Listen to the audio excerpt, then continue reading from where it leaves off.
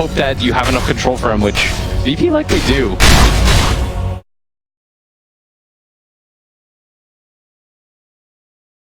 Setsu. Roll forward from Noah is going to coming in. The Shattered even looking to be able to get that disruption, but he's just not there in time. Afu now looks for the offensive disruption. He's got both Flyby as well as Monet, who's going to make his first showing with the Radiance. Solo is going to be the victim once again of RNG's rotation. And they feel fine about that. The Storm gets out no problem. Was able to pick up the last hit because of that plus 30 overload damage talent. A lot more Storms have been taking it lately. And it especially helps if you're trying to enable other cores. If you know that one position, which I don't think he is in a game like this. All he has to do is be able to fight in the mid game, and RNG are taking advantage of this. Words being used with that as well. And Setsu's not quite there yet. Maybe they take a fight. He's going to be a little bit low immediately. The Apollo shoot comes out, they turn around, Hank. Oh, no one didn't expect that one, but he's going to be saved. He's able to jump out now. Down. He's going to be able to hit the Abaddon while they focus down the Shatter Demon. But he's get off the can Flyby save him, or else he's just going to focus on Monet entirely. Monet in front of all these heroes now with Setsu and with Radiance as well. As this burn damage coming up from the left strike, it's too much for VP to be but that fight against these alchemists with the fire blast, can he actually do it? The guns as well, so much by his armor. Monet no longer has chemical range, and he's actually going to fall. Noah dies, but it looks like VP will take on Setsu as well, with Asha living through it all. RNG, they came through and thought that they were bigger than VP with their Radiance and Leshrac timing, but it didn't work. No, Setsu is still dead. For a little bit too long, he's making his way up, just doesn't have enough time. I'm gonna run into the Tide real quick, but I mean, Pasha in this game has been an absolute monster. His positioning, the way he's been using his Ravage, his team fight, his positioning in that fight enabled all of that. I think what's cool about that is that his movements and stuff have been very atypical of Tidehunters. Yes. Right? And it takes a smart player to be able to think outside of the box, think outside of your average Tidehunter games, and think about what will win us this game. Oh, for sure. Pasha right now is playing to win 1-1-7, but his score doesn't really quite reflect the impact that he's had in this game. Yeah. He's just been a thorn in RNG's side, and you'd like to see them bring him here so that he can defend mid. And look at that, he's here again. He's going to make it for the captain of VP, but bottom. He's going to be ready with a beautiful black hole. Locked down to 3. He's going to get popped before Flyby can provide any sort of saving grace. Now Wafu will die as well. How many times are you going to kill Solo before you realize it's just a bait? And they all have range heroes. They have a lot of range heroes, but they keep running into the black hole of Roger. And again, it's Pasha leading the defense for his team, telling them, we're not giving up this tower. No. And as a result, they're going to take mid tower for themselves.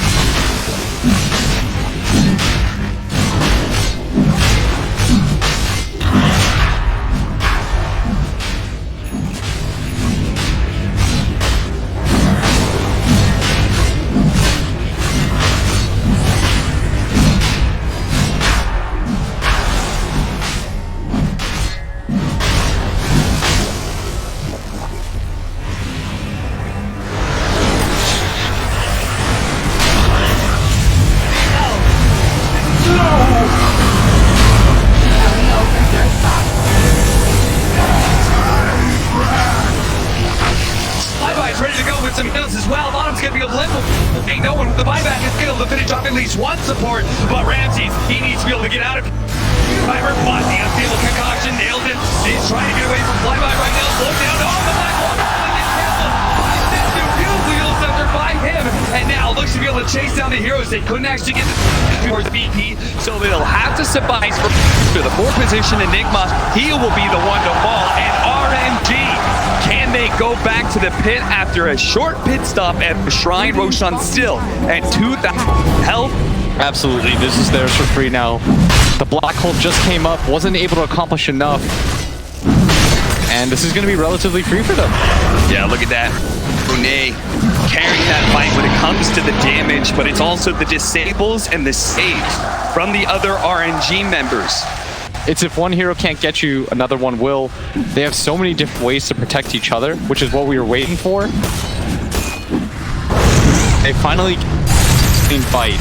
And all those buybacks, the two supports, and G bought back, well worth it to be able to get a buyback out of no one while still claiming the Aegis. And Lifestealer going for the Deso, it looks like. And he's almost got it. At least getting within striking distance, but he can't afford to die here, and he's already used the invest. That's going to make things awkward, especially if he gets hexed up by Laudum, who had the Aether Lens, was able to get the stun outside of the tree range, and Ramses now being stunned up. Does have the rage up in a second, but he won't be able to TP away so easily. If Monet can actually find him and punch him down, but they went left, while Ramses went right. Radiant are scanning. 12-16, and we've got ourselves a pretty even game. And it is an Alchemist game, so that net worth being even may still be in the favor of VP, but RNG with the Aegis should be able to start knocking down some towers and build up a bigger net worth lead. The scary part about the Aegis at this point is it gives you so much map control. Yeah. This is what's going to enable RNG to get a little bit more space on the map. They were sort of getting choked out for the time being, but this is how you continue to protect your jungle. If you notice the 2 wards that they were able to place as a result of 2, or is the team fight of VP too scary? I think it's always scary. I think the better move is to sweep out this jungle as a group. Try to get wards down if you have any. Take advantage of this, but they actually don't have any. So maybe just go down mid. They can meet the creep wave, it's almost there. Monet, they push down top. He's gonna cut in this mid lane as well. I think if you're VP, Storm Spirit. Oh, they'll wait for the BKB on Enigma. Oh, is that coming in? They do not have a cancel for it, so that would be a sick pickup at RNG. They're going to push the pace. They've already taken this tier 2, but they are showing no signs of slowing down as Monet is going to go for the stun onto Solo, the follow-up, the split earth, a clean kill, no rebuttal from VP, and now going to be forced into a 4 versus 5. And look at this tower, it's down really quickly. Yeah, Monet's just dropping it to bits, but they do have the Lifestealer and best combo. Money got hacked, as well as Fuel Scepter. They're going to try to hit with the split earth, and no one can just. Unless the Ravens can actually save with the Bible, the Dominic takes that. Only the no one doesn't have buyback either. Afu does manage to actually kite around the Lifestealer as well. This is a disaster for VP. And Afu's good. Swims away, but the unstable concoction is taking it. Going to find the Tide Hunter. He's going to burn out from the Radiance and the Aphotic Shield explosion. Just a little still getting chased. HP, but he's still good. And Ramses, who has been making this chase for so long, he does have his range. He will be able to fight. But what can he really do with it, Setsu? He's so mobile that Ramses certainly won't be able to bring him down. He's going to be forced to TP back to base, and that is going to be a mid lane of barracks at least, if not more, with 40 seconds on the clock for no one. Ramses just chased Afu around the map for almost a minute. Doesn't die, wasn't able to help his team. And again, he's going to go for it. Solo will fall. Roger has the buyback. Oh no, we're going to lose Ramses as well, who instantly buys back. How is VP going to stop this push as RNG? They seem unstoppable right now. It's happening in a hurry right now, Cap. They're going to try and go for Afu with the Solar Crest and Aphotic Shield. Somebody heals coming out from the Mist Coil as well. They're going to turn onto Ramses. Monet runs out of the chemical range. A nice Fire Blast done onto Monet. And now without the chemical range, they're going to try and bring down this Aegis. Monet, he's somewhat okay with this. They're actually going to try and focus on some of the other heroes as Monet will slowly take out. But first, they'll be able to bring this still alive. Flyby. You have to deal with Monet at some point in time. He has the Radiance that's burning you down. He has that AC aura. Nice timing. BKB, but if they finish him off, there it is. They just wait up. Aegis, a beautiful read by VP. It did cost them the racks, though. It certainly did. That could not feel good for BP as they're down 9,000 net worth, 1.5 lanes of barracks. That's one of those weird situations where I think they knew that the Aegis was about to fade out. They had a better timer on it, obviously. Yeah. But the downside of it is the 100 HP Alp just took racks in front of you. Yeah. I mean, he only needs a few seconds with that Assault Cuirass, even if he's not in Chemical Rage form. I'm gonna run into no one here. They found him once again. Doesn't have the mana though. They get away from this one. The zip. This time, Setsu. He's been really good on the timings with that Yule Scepter split earth. He's been reacting very quickly, but this time he missed on no one. And for the next fight, they will have the BKB Black Hole, but timing-wise, what we've learned is Dendy's right. Yeah. They're gonna ball up. They're just go for it. I think VP were outplaying them. They were overplaying their late game lineup. Yeah. Taking these really smart fights, but they missed 1 or 2 ultis, and all of a sudden that's the game. They're able to take on. I mean, just march down towers. We saw the win probability was heavily in the favor of VP at one point in time, but no longer, as now it's siding heavily with VP as it should. It's going to take a miracle here for Virtus Pro.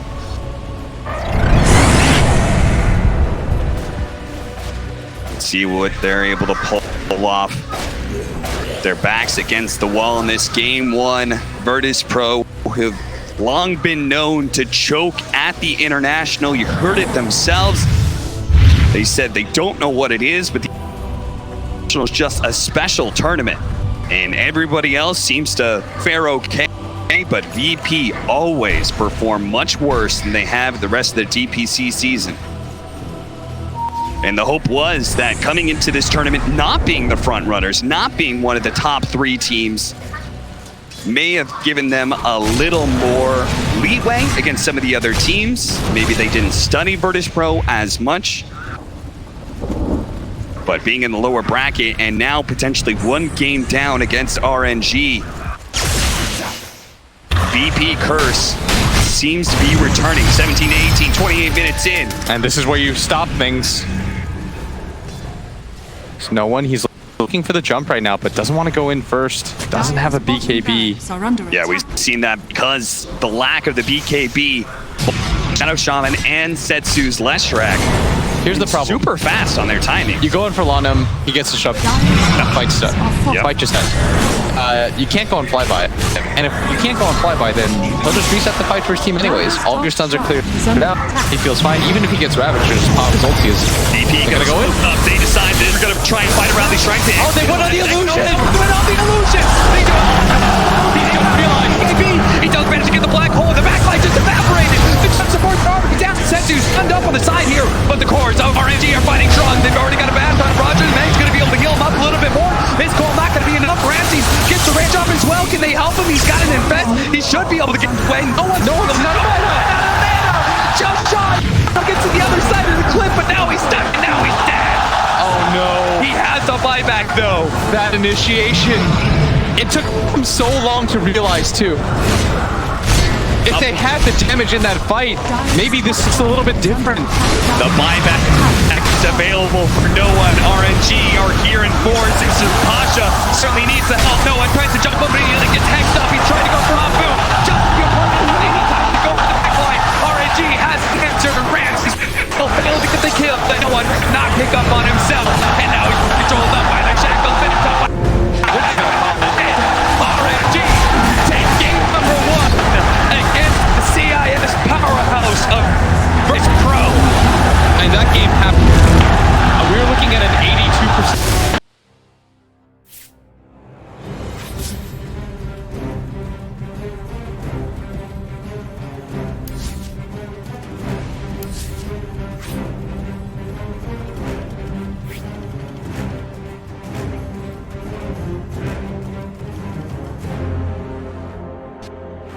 In Chemical Rage form.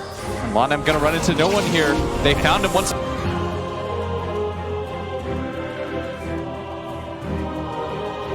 Time, Setsu, he's been and G giving them plenty of chance, cheering them on to victory here in game 1. And now they're 1 game away from knocking out VP. A team that you and I predicted in the group stage before the games had started, potentially be our favorites. They didn't have that pressure going in.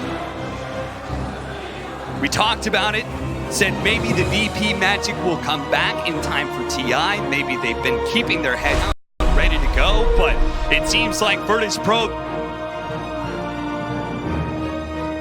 the choke is still real. How do they get their headspace out of this one? Over to the panel. My goodness, what a game of Dota. And yeah, I think that's really the big thing that we do have to talk about. The casters have said it very, very well. And we look at VP, this is just a tournament sit that has been their roadblock. Yeah, I was hoping we would see a bit better showing from VP today going into this. Okay, down you go. Yeah, I was hoping VP would just do better overall in this game, but like when it comes to the team fights, the things we're used to seeing from VP in the past is this really good understanding of how to play around each other, who goes in first, how you position yourself relatively.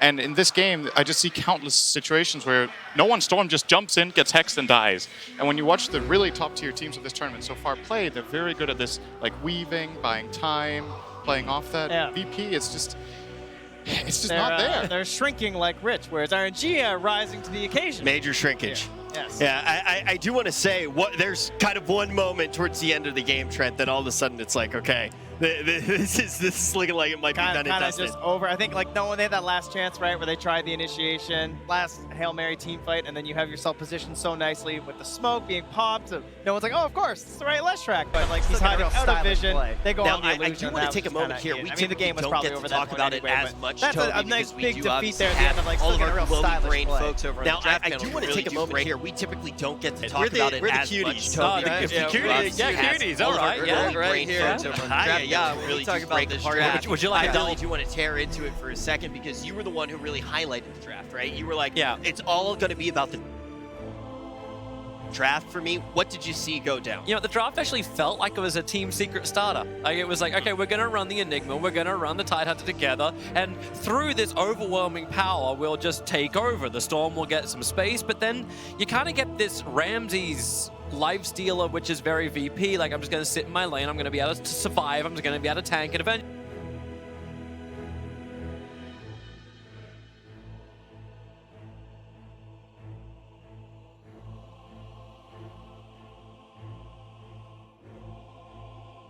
you have one good fight. I don't know if I feel like that was a lineup problem. They actually played a really good early game, and the Dota Plus never lies, right? Yeah. That was an 80-20 game for VP at one point. Yep. You've accomplished the goal of the game. You're leading on gold minute 20 against Alchemist. You're doing great. But isn't that the key word there? You're doing that great. Alchemist? Oh, I thought mean, you meant you're come doing on. great. VP's doing great. It means they're gonna fail. Did anyone That's think what we're Alchemist going. was actually going to lose for a second? I thought they were I definitely. thought it was going to happen. It's Alchemist against Enigma late game, and you have farm on VP's correct heroes. Like the game is going super well. I don't think that was a drafting problem. I think they got outplayed in fights. And they RNG played around the cooldowns. Yeah. Tide ultis down, black holes down. They take fights. Yeah, I do want to kind of put that under the microscope too, because you talk about actually looking and seeing. It looks like it's an 80-20 game. We've seen, and this is back in groups, we've seen comebacks from Megas, right? I think we've seen 5 at the tournament already, at least 5 in groups. And the question is, yes, the game has changed. That's more possible than like the first time we saw it all those TIs ago. But when you look at that situation, what is causing it? Is it sheer outplay, or is it actually the onus on the team that throws it? Do you think that there is some additional pressure? Yeah, I'd say it's definitely onus on the person who's ahead, right? Because in order to capitalize on that, mistakes have to be made. I think they were at a point where they had to make a mistake in order for RNG to get back into it. They did. It's also, again, it's the Alchemist in terms of like, not only can you not, you can never make mistakes, but an Alchemist just punishes it so hard because every second that like you're dead, right? He's gaining, he's climbing, he's getting the next item and selling the next item, and you can't keep up with trying to deal with how he's itemizing against you. And there's the human aspect too. They can't see the graph. They don't know True. what state the game is Yeah. in. You might feel like the game is very different than it actually is. It's easy for us to say, Yeah, oh, we look at true. the graphs, we see all the wards, blah, blah, blah. But the teams have their own vision, they have their own read on the game, and maybe VP felt like, okay, we're behind, we need to force fights. And we're just here like, why are you forcing fights? Yeah. You're winning, Yeah, That's- this is very, very insightful. And my mother actually just texted me not so long ago, and she was talking about how insightful she thinks Sin truly is. She's a big fan Thank of you. Sin. Yep. And one of the other things she wanted to know, she goes, they keep talking about Alchemist. What's going on with Alchemist? Why is Alchemist so good? because he can make potions. Okay, You Sin. can tell her that that's something she could probably digest. Yep, there you go. Send a text out quickly.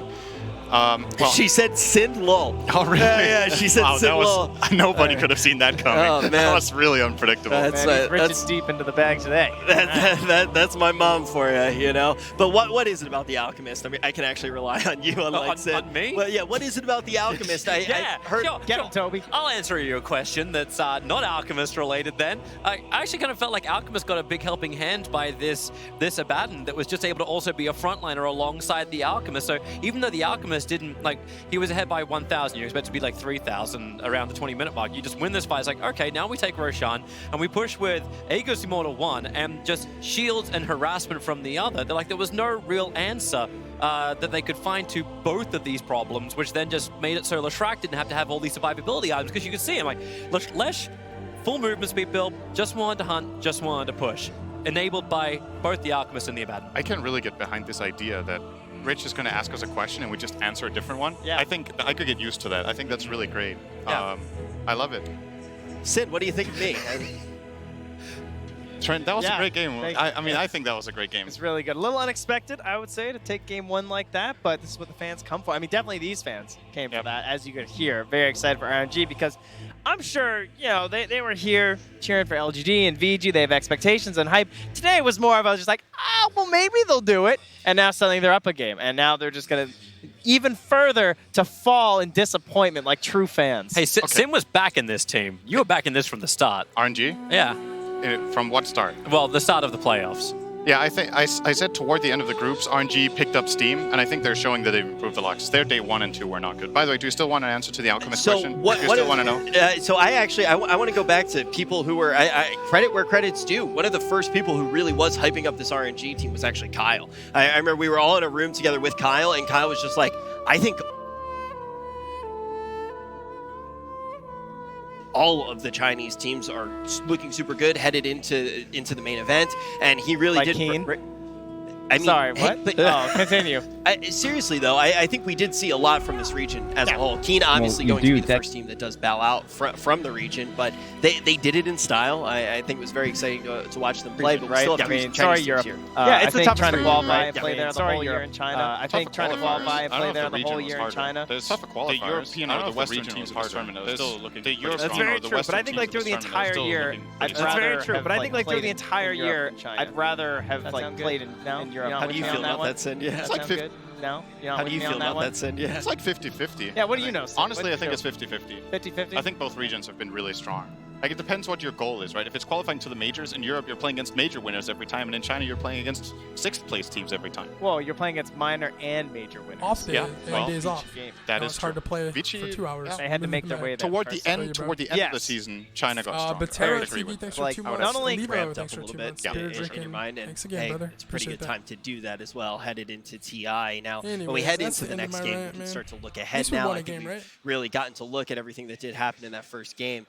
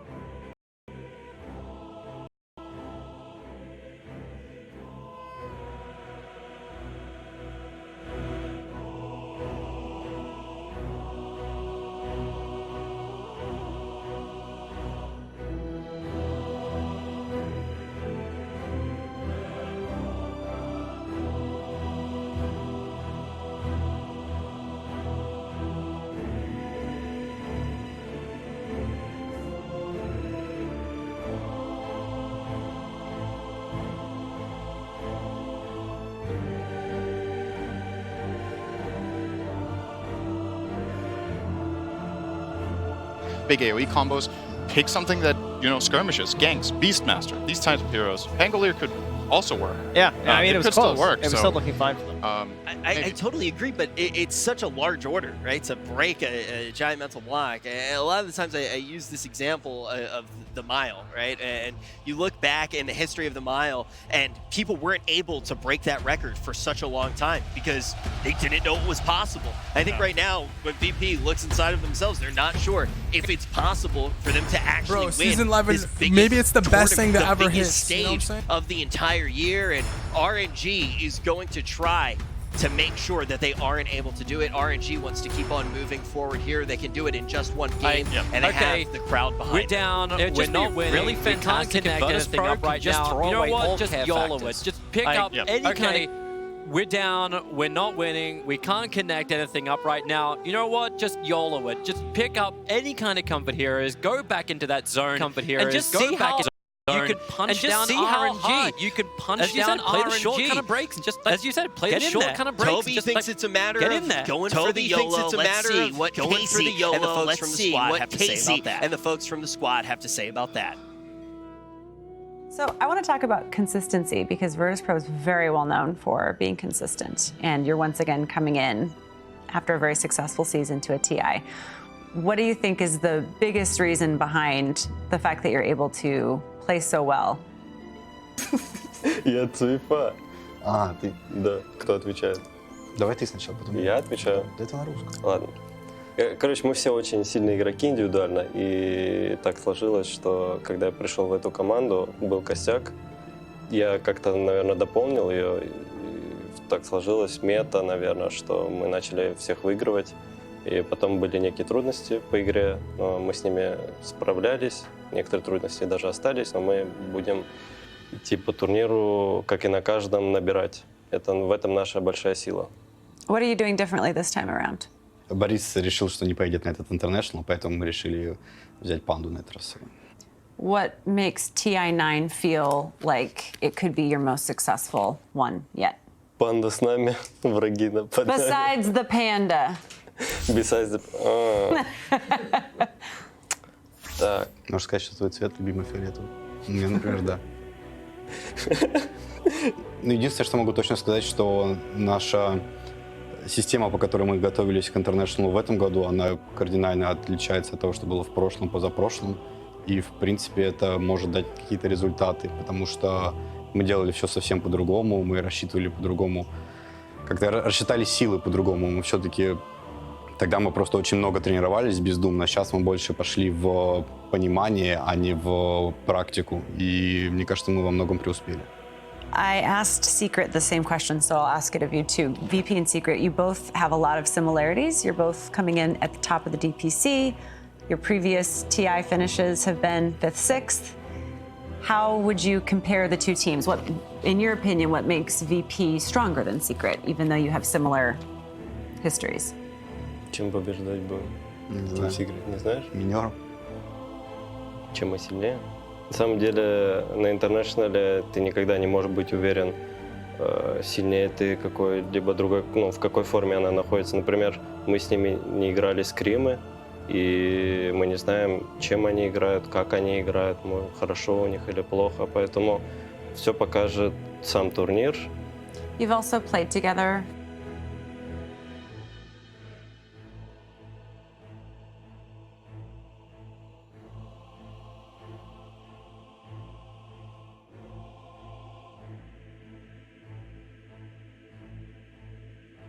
Плюсы и минусы, то что, минусы, когда бывают разногласия и не можешь прийти к общему, то единственный выход бывает иногда, что забыть это и продолжать играть, потому что если люди не могут прийти к общему, то это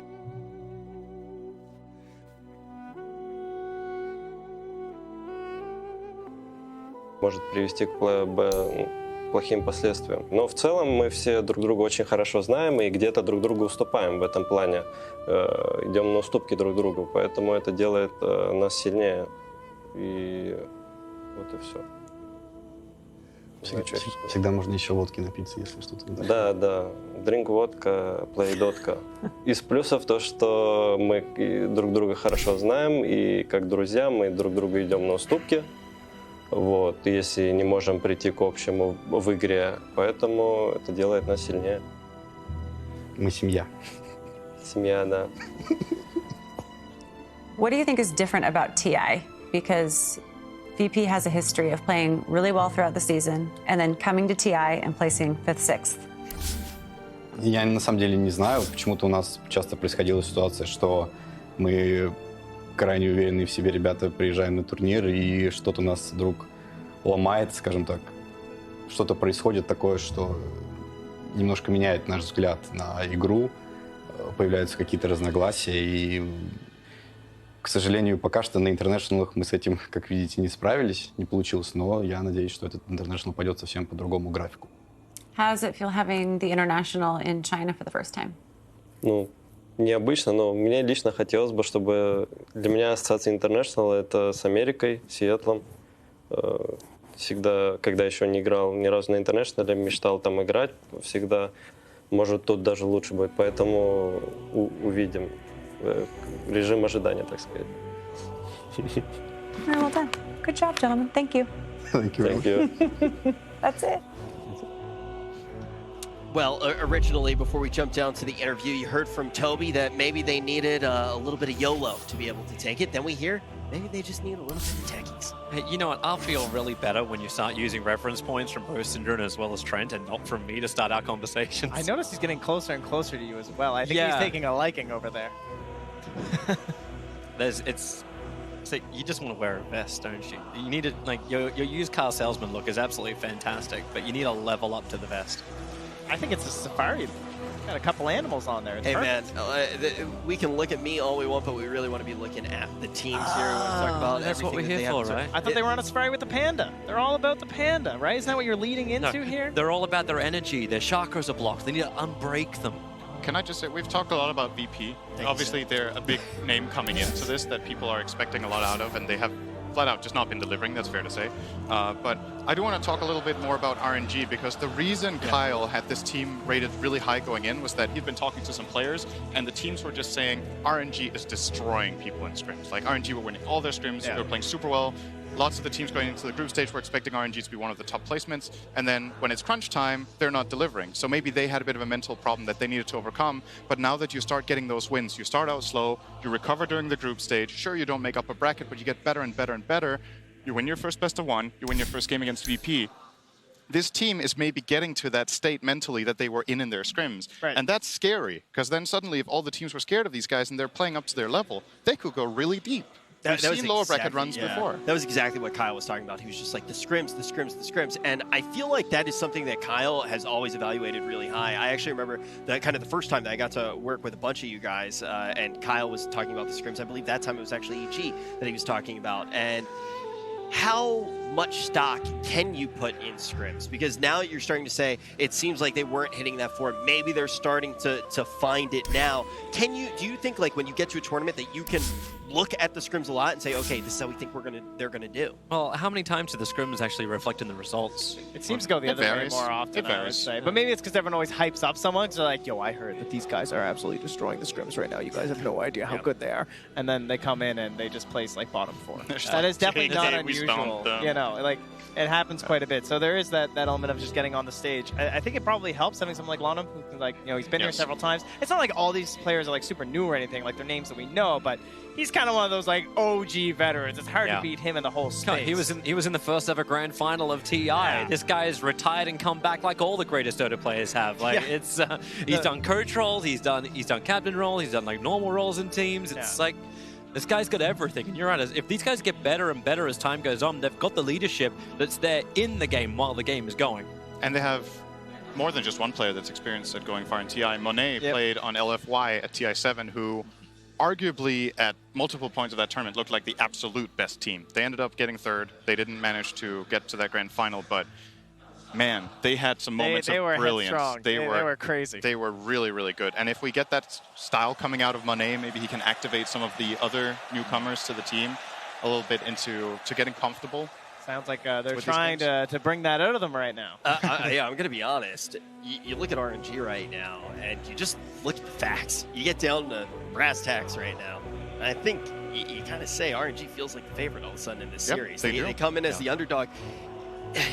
I'm not sure how much you guys really get to see from home besides our faces and the players.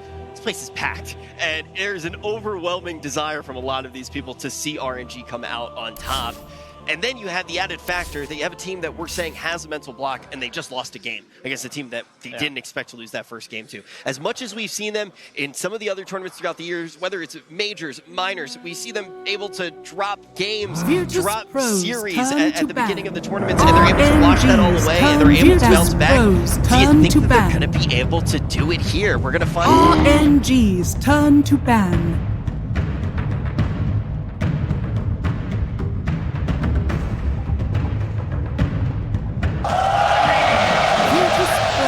RNG's turn. Time now, game number 2, about to get underway with drafts, picks. Gunner joining me once again, and Dendy as well.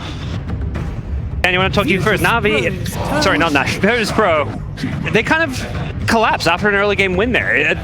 What happened? What went wrong? Well, it's very weird. Actually, for VP, overall, the tournament is very weird for me because this is a CIS team, and usually CIS team are very aggressive, but on this tournament, both Navi and VP were pretty passive team. 10 seconds And remaining. I was hoping that VP maybe at playoff we're gonna start more, 5 seconds but we remaining. picked Enigma, and Enigma is pretty much late game hero where you always deliver a game to the point where it can't get cancelled black hole and stuff like this. But RNG, they did amazing pickup as Alchemist. I think it was like super good, and because VP already showed their Tidehunter and Enigma, and that's how Alchemist got so fat. Usually teams trying to stop Alchemist from farming, but in this game it was almost impossible, like you guys mentioned. Yes, so Alchemist just got out of hand, and then what was strange, that VP was actually leading in the game, but then there was like, and it was super good for them. With very late game draft, but then one Russian team fight and it's over. It's very hard for Stone Spirit to jump in and do stuff when he's playing against heroes like Rasta and Leshak Eol, those instant disables, and then you need to jump those heroes like Leshak and Rasta to kill them first, but they have Abaddon and Shadow Demon to cover them up as protection. So Really well put together RNG draft. I do have good news for you and all the viewers. Alchemist is banned. yeah. Oh, you don't love some Alchemist, Gunner? I love it when I'm playing it. Okay. It's on my team. The other 9 players less so. Yeah, maybe the other 4. The Alch plus 4. Yeah. Another 5, a little less. Yeah. So Royal Never Give Up picked the less Shadow Demon. That's a kind of a, I think that's more one of the classicer combos of this tournament. It's been picked a lot. Gives you setup if you want to put them as supports. You can put a mid Lesh. You can even do an offlane Lesh and a support Shadow Demon. So it gives you a lot of flexibility. On the other side, Virtus Pro picks a Warlock, which we've seen a couple times today, I think. It gives some sustain in the lane. It gives you a lot of mid-game, late-game teamfight and scaling, and then Centaur, which going into the tournament I thought was going to be a hotter pick from the offlane. Yeah. You mentioned aggression from VP, Dandy. Is that their best style and their best way to approach this matchup? Like, last game was like all-in teamfight like it. Would you want to see them go back to the CIS style? I would love them too, but it's pretty hard to switch to an entire tournament you play pretty passively when suddenly you want to play aggressive. We see now we pick Centaur Warlock, which is insanely strong combo, but it was strong before last little patch that came out. After that, Centaur got a little bit nerfed. There is no double stout shield and stuff like this, but it's still some aggressiveness already and some team fight happening. But RNG getting very Leshak and Shadow Demon combo, which is already cool. Leshak can flex into different positions, and it's a lot of speed already into the game. It does feel like VP are picking the heroes that were good, like you say, a few patches ago and aren't like the current meta, but it's comfort zone. And as far as VP goes, everyone always talks about, TI with them, how they kind of underperform, they choke. And as far as, maybe playing your best Dota, going to your comfort zone may be the best way to approach this now elimination game for VP. Yeah, going into the tournament, a lot of teams were picking the first phase, like first pick. And it's because they would have this offlaner that would win his lane like 60-70% of the time, almost against any matchup. And now a lot of the times the safe laners can try lane, and then they can shut down this the Centaur, or the Centaur is just dodging, and then at that point you can pick an Axe, which is just a stronger hero. So he's kind of fallen out of them. And Tiny, yeah, that's been rising up in the meta this whole tournament, right? The flexibility with the lanes, we've seen a lot more of the core Tiny come back, not the 4th position. So this is an aggressive hero though. Do you like the Tiny pick, Dandy? Oh yeah, I love it. It's very flexible. It can go position 2, it can go position 4. I know that Roger plays an amazing Tiny. I know that amazing Tiny. So it's gonna be interesting to watch. What I worry about is, do we find a good lane for Kentaro in this game? That's what worries me, because I already see pretty strong lanes from RNG. Shadow Demon Lashrak is pretty strong. I really like the gyro pick there. It's a deny pick for RNG, I think. The ET gyro combo is really strong with the aura and the flat cannon and the rock barrage. So Verse Pro taking it away gives him a strong carry for himself and also takes away a strong carry. I really like the gyro pick. It's also a cool pick because we've seen them run it mid lane as well as safe lane. So they're going to be able to go into that final pick, the 10th pick of the draft, and either pick a mid or a carry based on what RNG get. Actually, ET and Shadow Demon Wave have quite high win rate on this tournament. I think we have around 60% win rate at with TI, and those both of those heroes are great. Shadow Demon is actually one of the most insane supports out there right now. And this hero, I think, also we got Void. Void in matchmaking, actually, he's really strong. That's what I saw, at least for last games before I left TI. Yeah, this hero is crazy. He's giving up more team fight. But I don't know how RNG gonna make it up for Void, because usually their playstyle will group up and we apply a lot of pressure. Oh, we see Omni Knight. Now I can see the image of that. Yeah, you can great. Also, we got You just go in, you have the GA, which helps set against the flat cannon if this Tiny is a core. Really strong. When he gets this Ags Daedalus, the GA also is going to help that your cores defend against that. I think it lanes fair against the gyro. It's not crazy good, crazy bad. His lane should be decent, I think. Seconds remaining.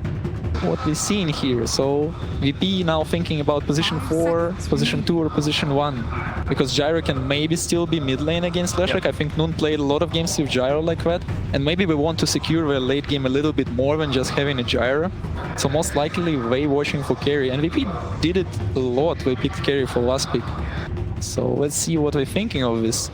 What would you think about putting the Gyro safe lane and picking, say, like Ember Spirit right now for the mid? Ember Spirit. Well, it's pretty good because there is almost no control on RNG lineup, but at the same time I feel like maybe VP needs some save.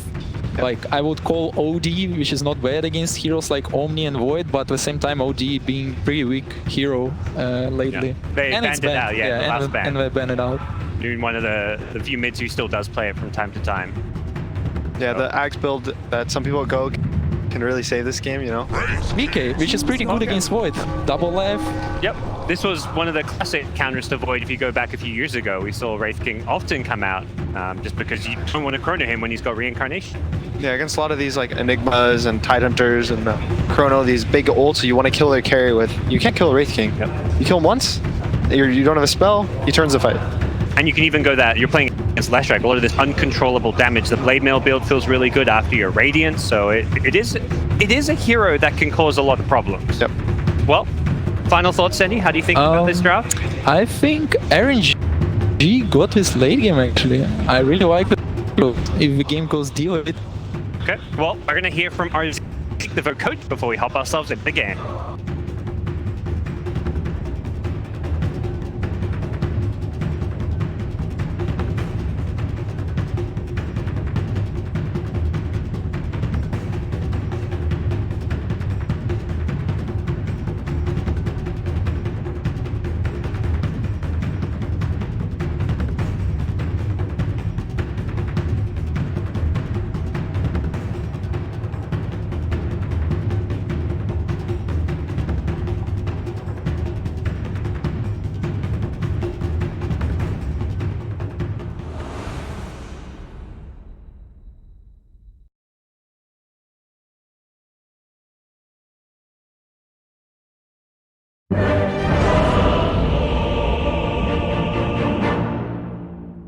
Try this all over again. Yeah, we just forget about this game. Like we should. Why does Virtus Pro always fail when it comes to TI? Why do they always choke when it comes to the finals of this season? Harsh question, but one that was asked in the video series of Virtus Pro and one they've been asking themselves for the last 2 years. Why do they always come up short at the International? They may just come up short here in this series against RNG, down 1 game already. TI is so brutal. Like, it's so unforgiving. It doesn't care that you did good in the rest of the year, care that you were owning, that you won majors. You come to this tournament and you're gonna get beat down. Remember when they kicked Lil? They got 5th-6 with Lil. And they're like, well, it's not a good enough result. We're VP. They kick him. They pick up Roger. The super feels like they immediately go on a roll. They win their first event after. They win an ESL. Looks like everything is going so well for them.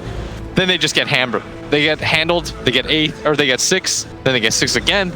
And it just feels like the results aren't really improving. They're not really building something at this point. And that wears on you. This is, I feel like, a life or death series for them. Not just for their TI run, but as a group.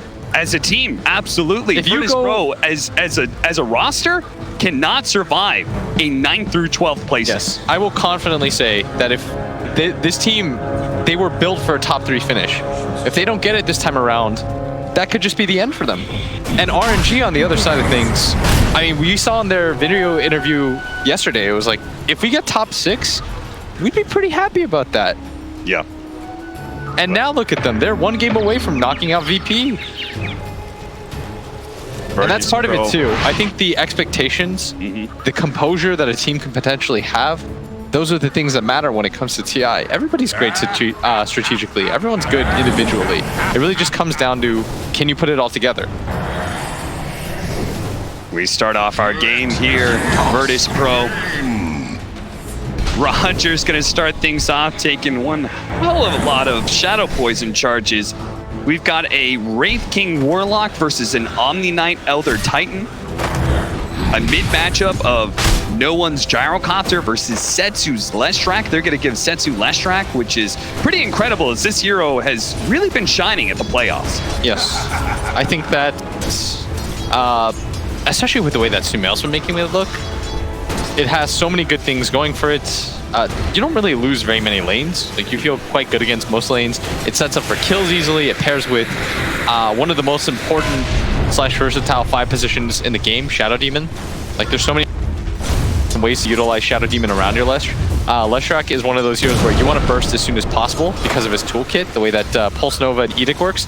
If he's disrupted, it'll continue to go off. And you can use it to set up for his stun. Like, there's so many different ways that these heroes pair together.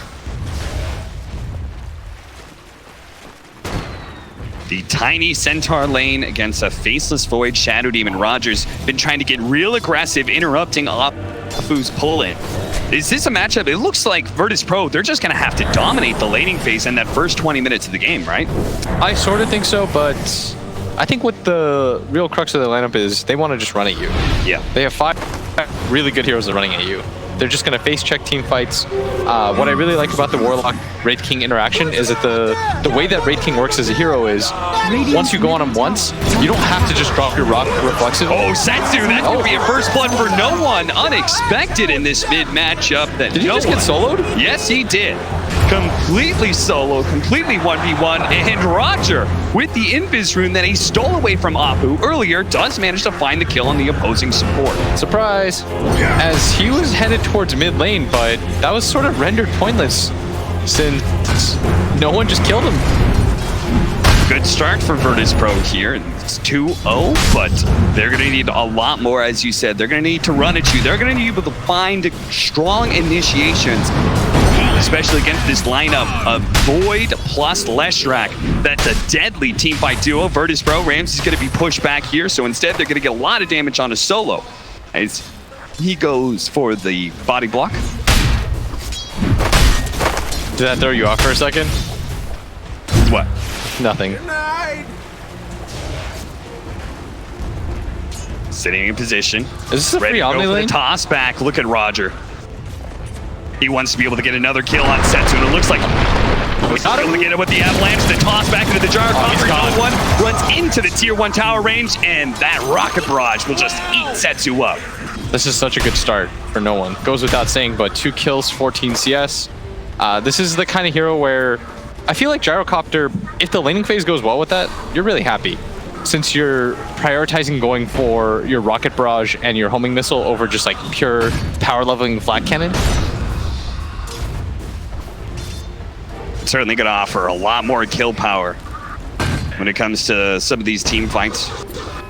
Roger now trying to be that roaming Tiny, and we've seen a lot of success of that in the group stage. We got to cast several infinite Infamous games where it was very good? It's very good for ganking the mid lane, but I think part of the problem is what Infamous were able to do around that hero was protect their safe lane. Yeah. You had Schofield rotate towards the top lane, get kills, and just flip between mid and top. In a game like this, I don't actually think that can kill Omni, which is why I said, is this a free Omni game? Because I don't think he really cares about Warlock as a 5 position, and I don't even think he cares about Wraith King as a carry. Oh, I think so too, especially with the Heavenly Grace. Roger managed to find a haste route with the missile in flight. Is going to be able to get a chain stun on a Setsu, but with multiple rotations from RNG, Virtus Pro in Discipline will back up, and it looks like they're going to try and secure the bounty runes at the right side of the map. This is going to leave Flyby alone, but as you said, because it's kind of a free Omni game at level 4, he does not care about a 1v2 at all. Yeah, he's really happy about this, in fact. He's getting solo XP for it. But Lanem is going to make his way back up to top. Bounty Rune's about to spawn. Ramses is going to snag that real quick. That'll be 3 for Virtus Pro, thanks to the quick thinking of Ramses. Still, though, top CS occupied by both the Omni Knight as well as the Faceless Void, Flyby, and Monet. Flyby has certainly been doing his fair share of carrying, of course, Monet being the superstar of RNG. So normally when Infamous takes this sort of lineup, they'll make the same rotation, but they'll have a 5 position that can pressure in the safe lane. So when Schofield does make his inevitable gank up towards top, the Tiny's able to do something. Yeah. In this game, because he can't make his way towards top, RNG can just sit one of their supports mid because they know that's the only lane that he can afford to play in. You're not going to kill a Void with 0 either. So you're stuck into a position where this is the stun. The crowd reacts. They voice their disapproval. Oh, look at Roger. He's thinking, oh, Setsu, you want to come at me? I'll toss you into no one. Then you'll see. That was pretty rough. Yeah. He probably should have had that. That was a totally free kill. RNG had kind of set up a trap between their 2 supports, Afu and Lanem. But when you can't gank any of the side lanes and you don't have these heroes, it makes it really easy for the enemy 5 to just sit behind mid and not really lose out on too much because you know where the Tiny is. Oh, Monet, bash after bash. The RNG is in his favor. And with the stomp to be able to finish him off, Lanem claims kill. Pasha.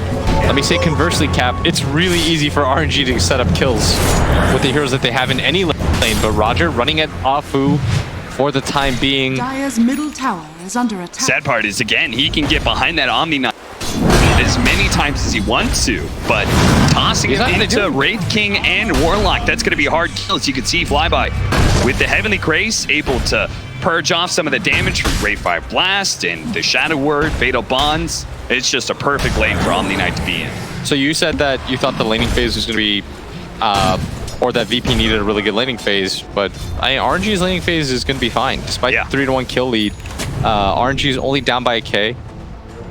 And that's definitely concerning for Virtus Pro. We heard their coach, Zeke. Nice disruption into the split earth. This time, there will be no mistakes. Roger will die. You could hear frustration in Zeke's voice when she was like, last game you had a good draft and you still lost. And he was like, yeah, we did. Yeah, win drafts, lose games, so let's take the opposite approach in this one. Let's lose the draft and see what happens. Do you agree with that? Do you actually agree with the sentiment that they lost the draft a bit? Radiant's middle tower is that what the draft panel thought? I actually don't know. I could see how they win this game.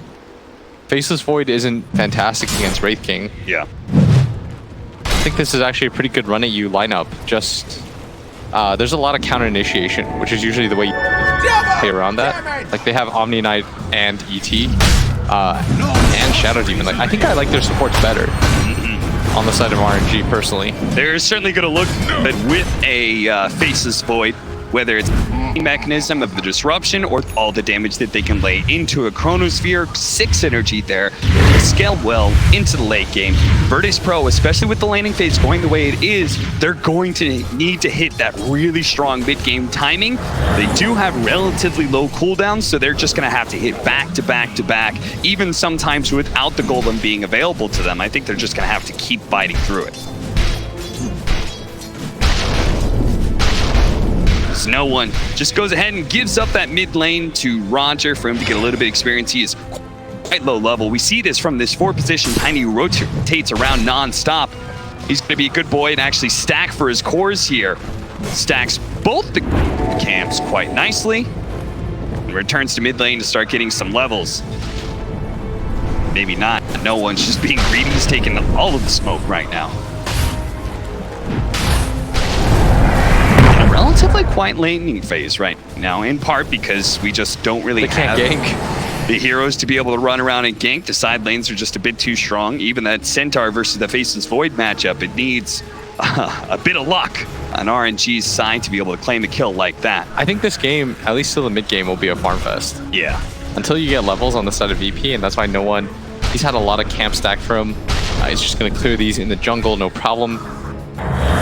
And maybe with these kind of stacks, you're going to artificially raise up this Gyrocopter's timing, and he can maybe surprise RNG. I mean, seeing Gyrocopter, I was quite surprised. Being very successful hero without being paired with the IO bottom lane. They do manage to kill Pasha. Setsu makes the rotation over to secure the bounty runes. They are going to try and get the top lane, but oh, Flyby actually managed to snag that bounty rune. Now the TPs are going to come in to make sure he's okay. They cancel the TP. One last heal before he goes, but Flyby, surrounded by 4 heroes, just will not make it out alive. The last Rapefire Blast secures it, as Solo is the one to get the last hit between the last word and that little bit of damage off the neutrals as well, thanks to the Fatal Bond. It looked like they were backing up after they saw the TP, but once the TP got canceled, Dire's middle tower wasn't able to come in. Monet. Well, Chronosphere has been used. Is this an opportunity? Can Virtus Pro make a play towards that bottom lane? Or are we just back to the farming game? I think we're just sort of back to the farming game. This is what happens when you can't really pressure through like simple ganks. Yeah. So what we'll instead see is probably just explosive team fights. The way that both lineups work, it's going to be, can you hold against the tide? When Virtus Pro just gather up his 5, they Centaur ult, Warlock drop onto you. Can RNG counter initiate, get enough heals off? Look at this. Both teams are looking the same maneuver here. A smoke up of the mid laner off of a support and rotate into the enemy safe lane. Virtus Pro is going to do it first. Look at the timing of this. And they're going to run into Ramses, who got stunned up by the Centaur, but he's by the shrine. They need to hurry up and TP. Roger already starts it, but... He has a reincarnation. No one. What a fast rotation from him. Instantly TPs into the mid lane. Is going to be able to catch at least one. And look at Ramses go.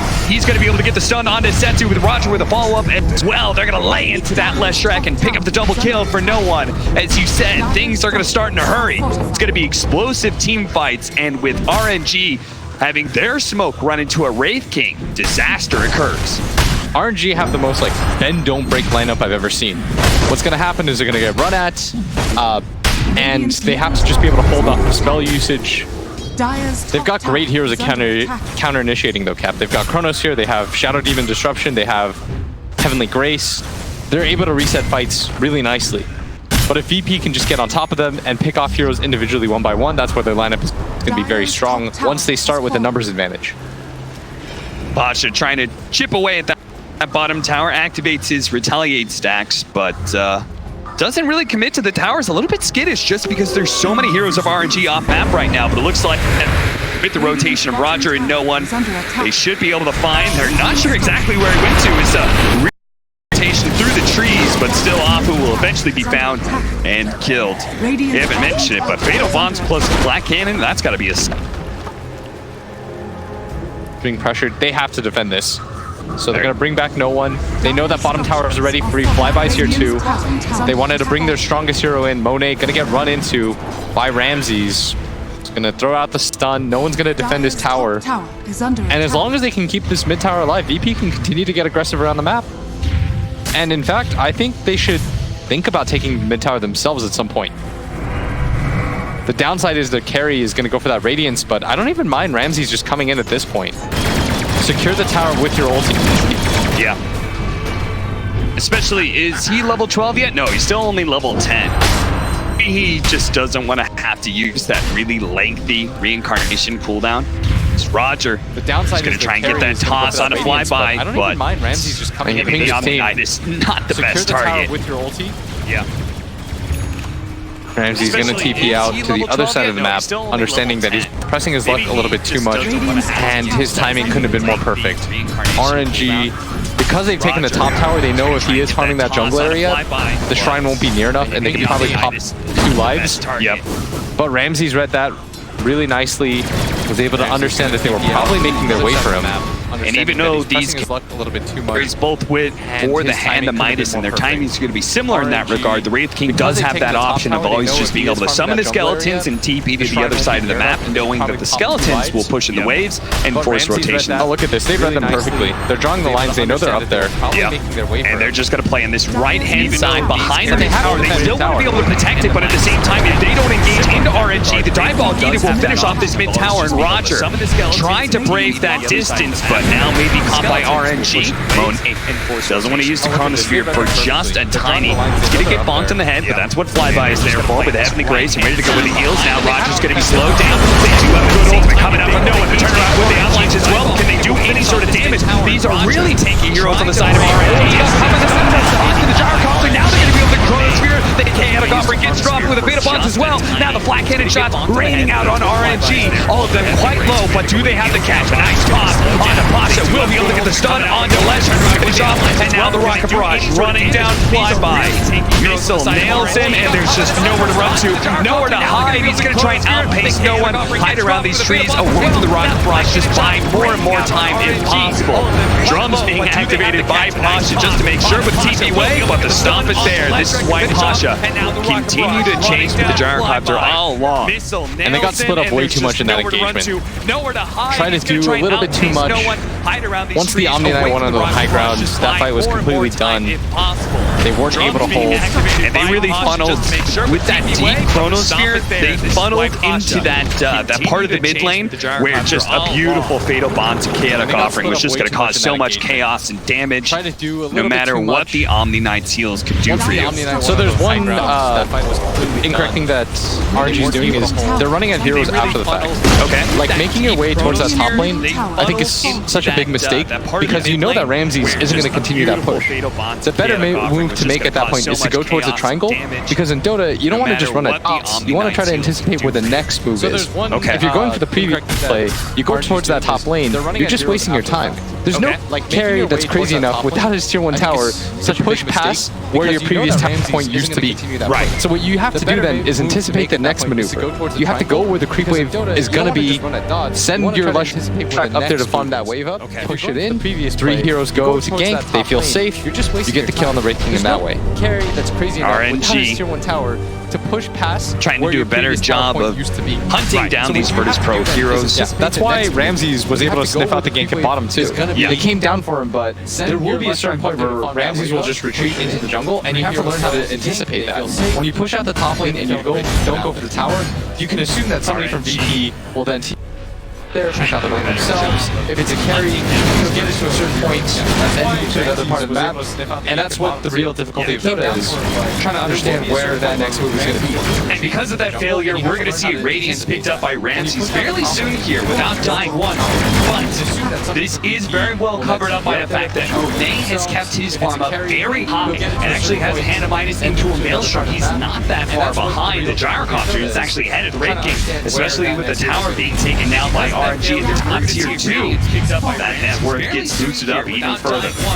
But this the is goal very be well relatively even. Monet, in a sense, things. Very high. Roger smoked up. He's been using a lot of individual smokes to get things started.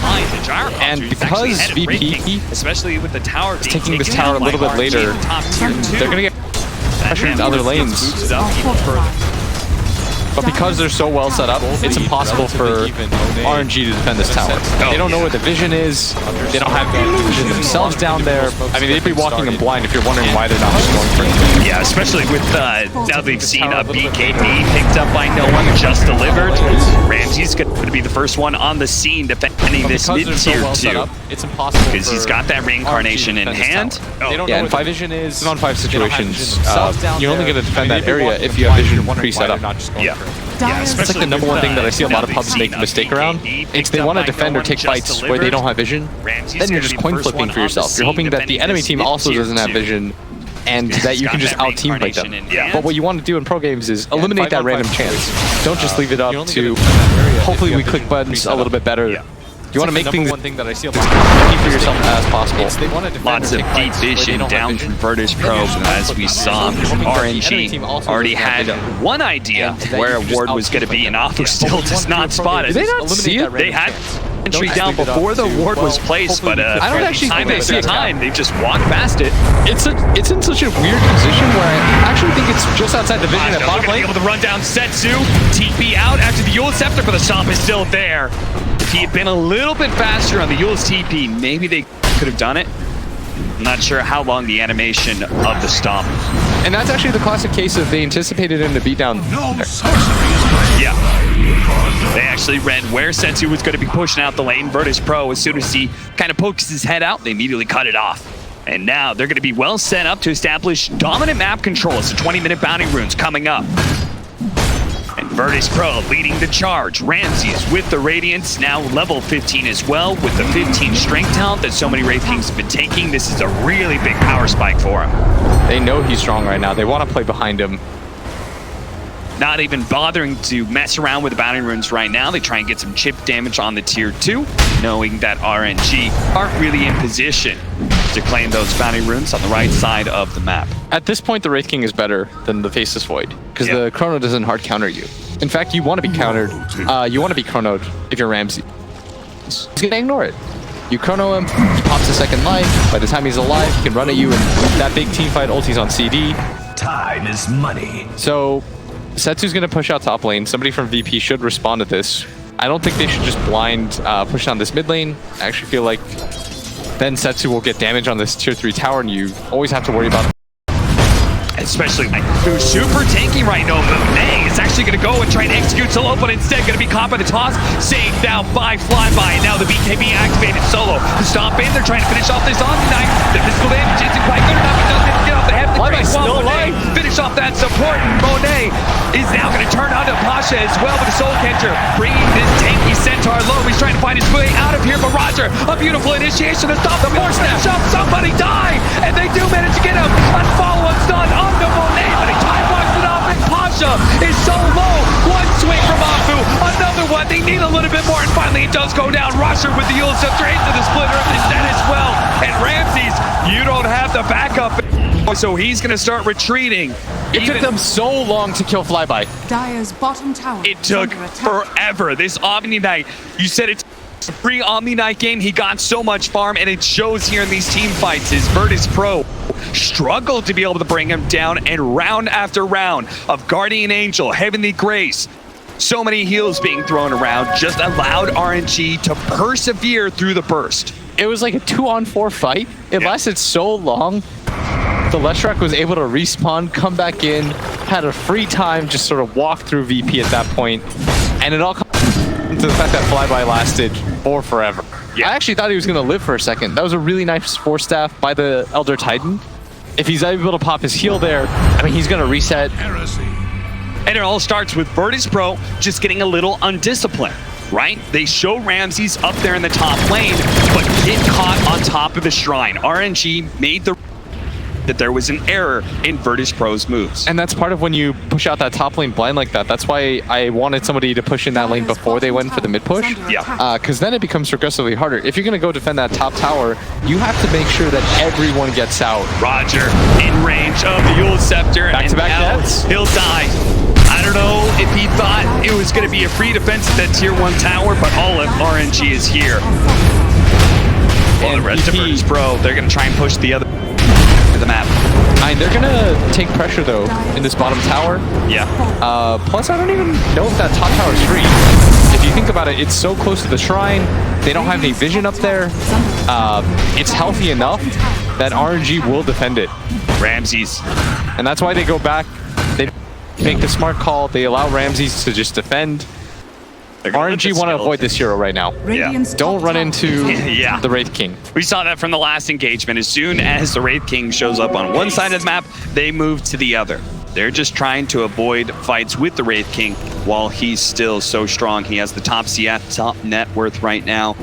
And if you're curious as to why VP didn't just go for the trade right there, it's because they didn't have vision right here.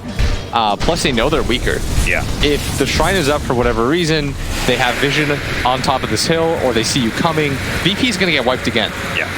And that's part of the reason RNG was willing to take that trade. They had the vision on the high ground that allows them to pressure the tier 2, but read Virtus Pro's movements in their defense. Yeah, so they more can vision, back up. and just being stronger as a 5-man unit and being set up is so important. But Lon M might get run into here. Ramsey's going to jump forward, runs into Afu, who gets forced out. Does have the ulti and the disruption. Going to try to reset. Come in, Rogers trying to finish up Afu, but Sensu coming in. They do have the Guardian's Angel out from the Omni Knight. This is going to slow down a lot of the damage of VP. They're going to throw out the Stampede. Yule Scepter chasing down Ramsey. Lives on a sliver of health. He still has reincarnation, but they're going to go for the Omni Knight. Do manage to get him with the stomp, and now into the Chronosphere. He doesn't get a chance to be able to pop his BKB until the very end, but he's low enough that maybe he can't fight. Monet, he's going to pop a BKB of his own, and there goes the reincarnation of Ramsey's flyby, quite slow, hit by the stomp, and there is the stomp in return after the other Titan. And now with the big percentage-based damage, maybe Pasha is actually going to fall here. It looks like too much damage. The Centaur gets well, then Ramsey's trying to turn around, gets this crit on to Monet, but it's not enough to finish him off. And now they just kite around the ring, King and don't finish him off. 3 down on the side of Virtus Pro with no buybacks. Captain Solo on the retreat, but gotta be found as a 4-stab from Monet, and a time walk will surely end his life. Big time kills. Look at Sensu actually. He's looking to be able to run down no one. He's caught up to him. All that mobility into his favor. No one living with just a sliver of health. Roger to be able to intercept with the Avalanche as well. They won't get wiped entirely, but RNG in a beautiful Afu's gonna find him here. Afu managed to find him. Oh, but meanwhile, there's that top push at the top lane. No one is going to be able to burst out his own illusions, trying to deal with Afu right now, but that tier 3 at top is taking so much damage. Afu made all that space in the world. Gyrocopter will live through the poison stacked up, while RNG take a tier 3. Shrines are now unlocked. This reminds me of last game where they just all in for the supports, and Afu's positioning is so good, Cap, that it takes them way too long to be able to kill him. They have to hard commit for the fight. It makes it really easy for the Void to line up for the Chrono. Also very good. He's able to extend the fight with the 4-staff onto a Shadow Demon, and you see why that hero is so highly valued. It's just so tough to bring down. He's gonna get his toolkit off, disrupts himself. The VP have to be better at starting these engagements, because right now they're just filtering in, they're taking too long. You see they hard commit to Afu. Afu so many times. Still just all going from, they're ignoring the back line. And because they have to hard commit for this fight, they're just in such bad positions. No one not popping his BKB and getting stomped by the Elder Titan like that allows them to be able to get the Chronosphere. Even if they don't kill no one in that instance, he's low enough. He can't really commit to these fights. Look at him just playing on the outside lines. And that means when Pasha gets turned around on, no one can't confidently turn and fight with him. It's either you pop the SD immediately, or what's the point? Yeah. As you see, they're giving up positioning as a result of it. And Ramses is just laughing because it's getting kind of ridiculous that they're not able to win these engagements. It's getting kind of ridiculous how often Virtus Pro choking against these other teams here at the International, on the precipice here of being a 9th through 12th placing at TI, where their 2 previous ended in the 5th, 6th spot, and that was considered a disappointment. I have no idea how Virtus Pro was going to read a bottom placing like this. They're going to have to craft a way to be able to combat RNG, an RNG that is stronger than ever. Now that they've managed to pick up the Aegis, they're looking at an MKB, Monet, anticipating the build that's coming out from the Gyrocopter in that Butterfly. Their timing is going to be almost exact. That Butterfly has just been hard countered. And Monet now, he feels like he can go wherever he wants. Pushing up this top lane real confidently. They're going to take the Shrine here, establish vision, and start to choke VP out on the map. VP's lineup is still really scary to push up against because they have Ramses who can just frontline for them. They have the counter initiation of the Warlock Rock. The better thing to do with this Aegis rather than just going blind high ground, I think, is just to get map control. Right. Especially with Ramses, who's about to get a BKB. But boy, this Omni Knight has just been a pain in the ass for Virtus Pro, man. Yeah, Flyby, twice in a row, he's played a very similar style. Yeah. Just counter initiate. He understands the sort of aggression that VP likes to run. Play one of these heroes. Abandon Omni Knight, reset fights, make it difficult for VP to just do the VP thing.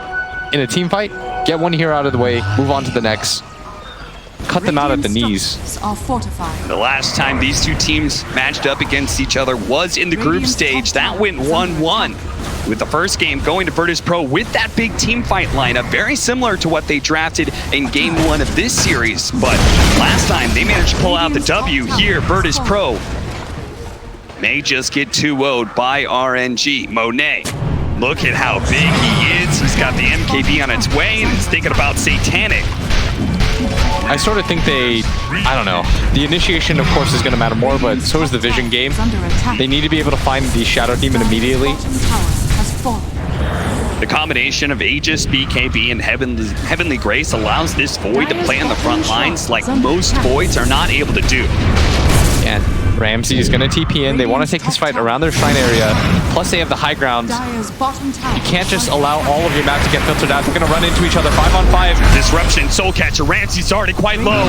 Almost getting burned out immediately. Pasha's going to try and get the chain sum, but there's that Heavenly Grace. Now Pasha's going to be slowed down. Goes to the Stampede, but immediately Dual Scepter from Sensu. Holds him in place. That's Pasha dead. And no buyback either. Monet, not even have to blow the Chronosphere, is going to look for another one with that Time Walk. Marching towards the Tier 4 to the initiation. Coming out from Ramsey with the Avalanche over the top. Mechanic offering as well. They get the Fatal Boss on top of that, but the Time Walk allows Monet to stand strong. He's got the Chronosphere on top of the Gyro as well. Half health, but no one playing on the flank, and it damages is going to be enough. No, he gets pushed down. They're so tanky. It's not RNG taking through everything. 3 on the side of Virtus Pro.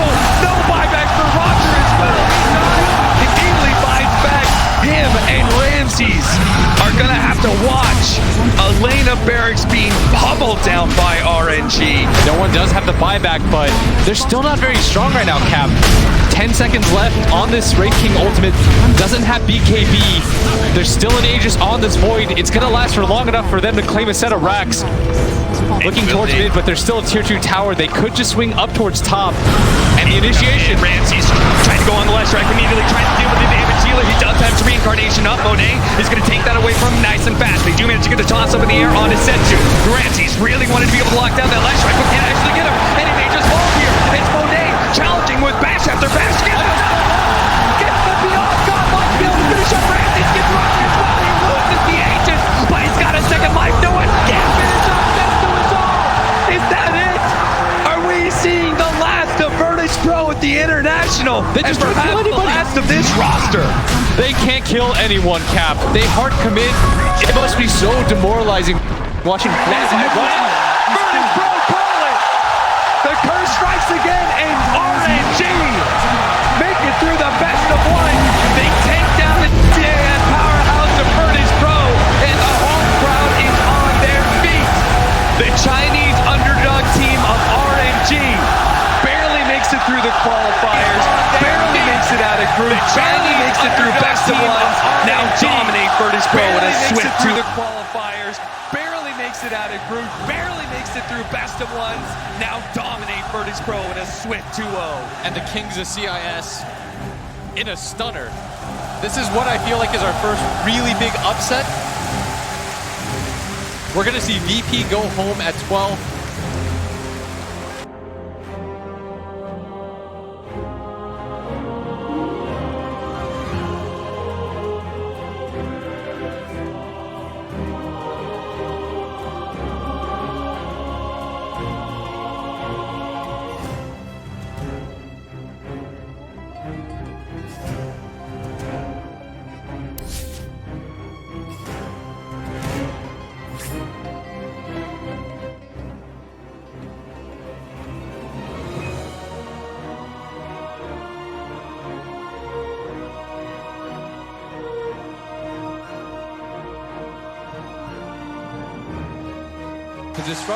The disruption saved every single time on the SD. The fact that they could never burst down flyby made it nigh impossible for them to ever take team fights.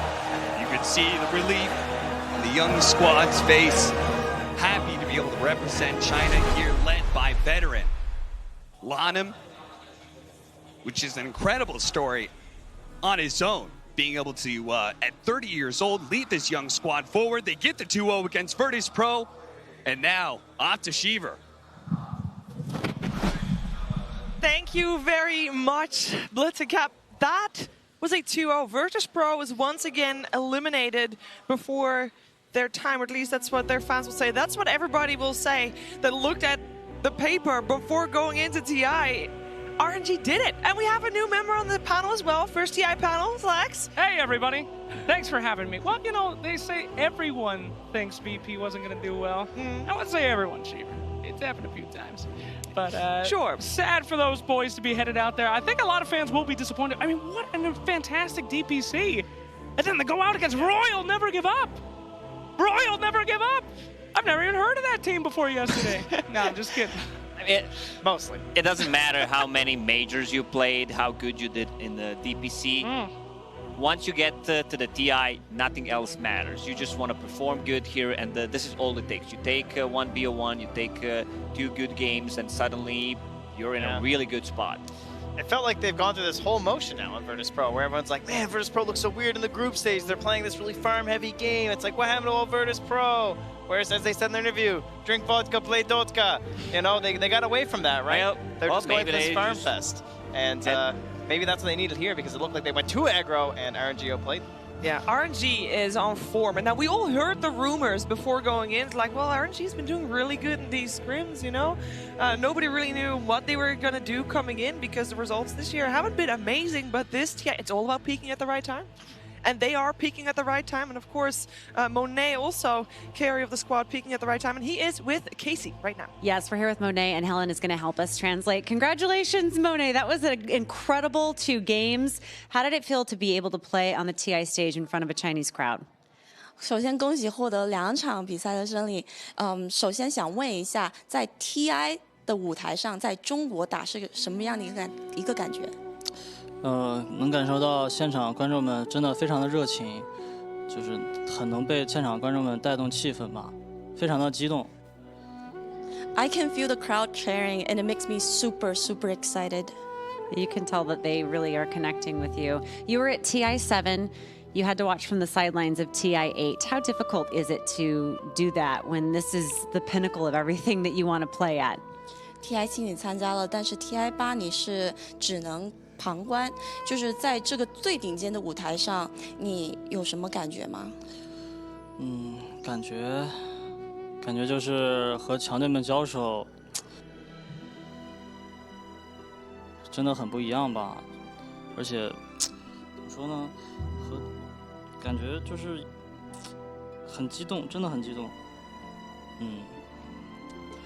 It feels really different competing against the strongest teams in the world, and it's just super exciting for me. It's hard to say.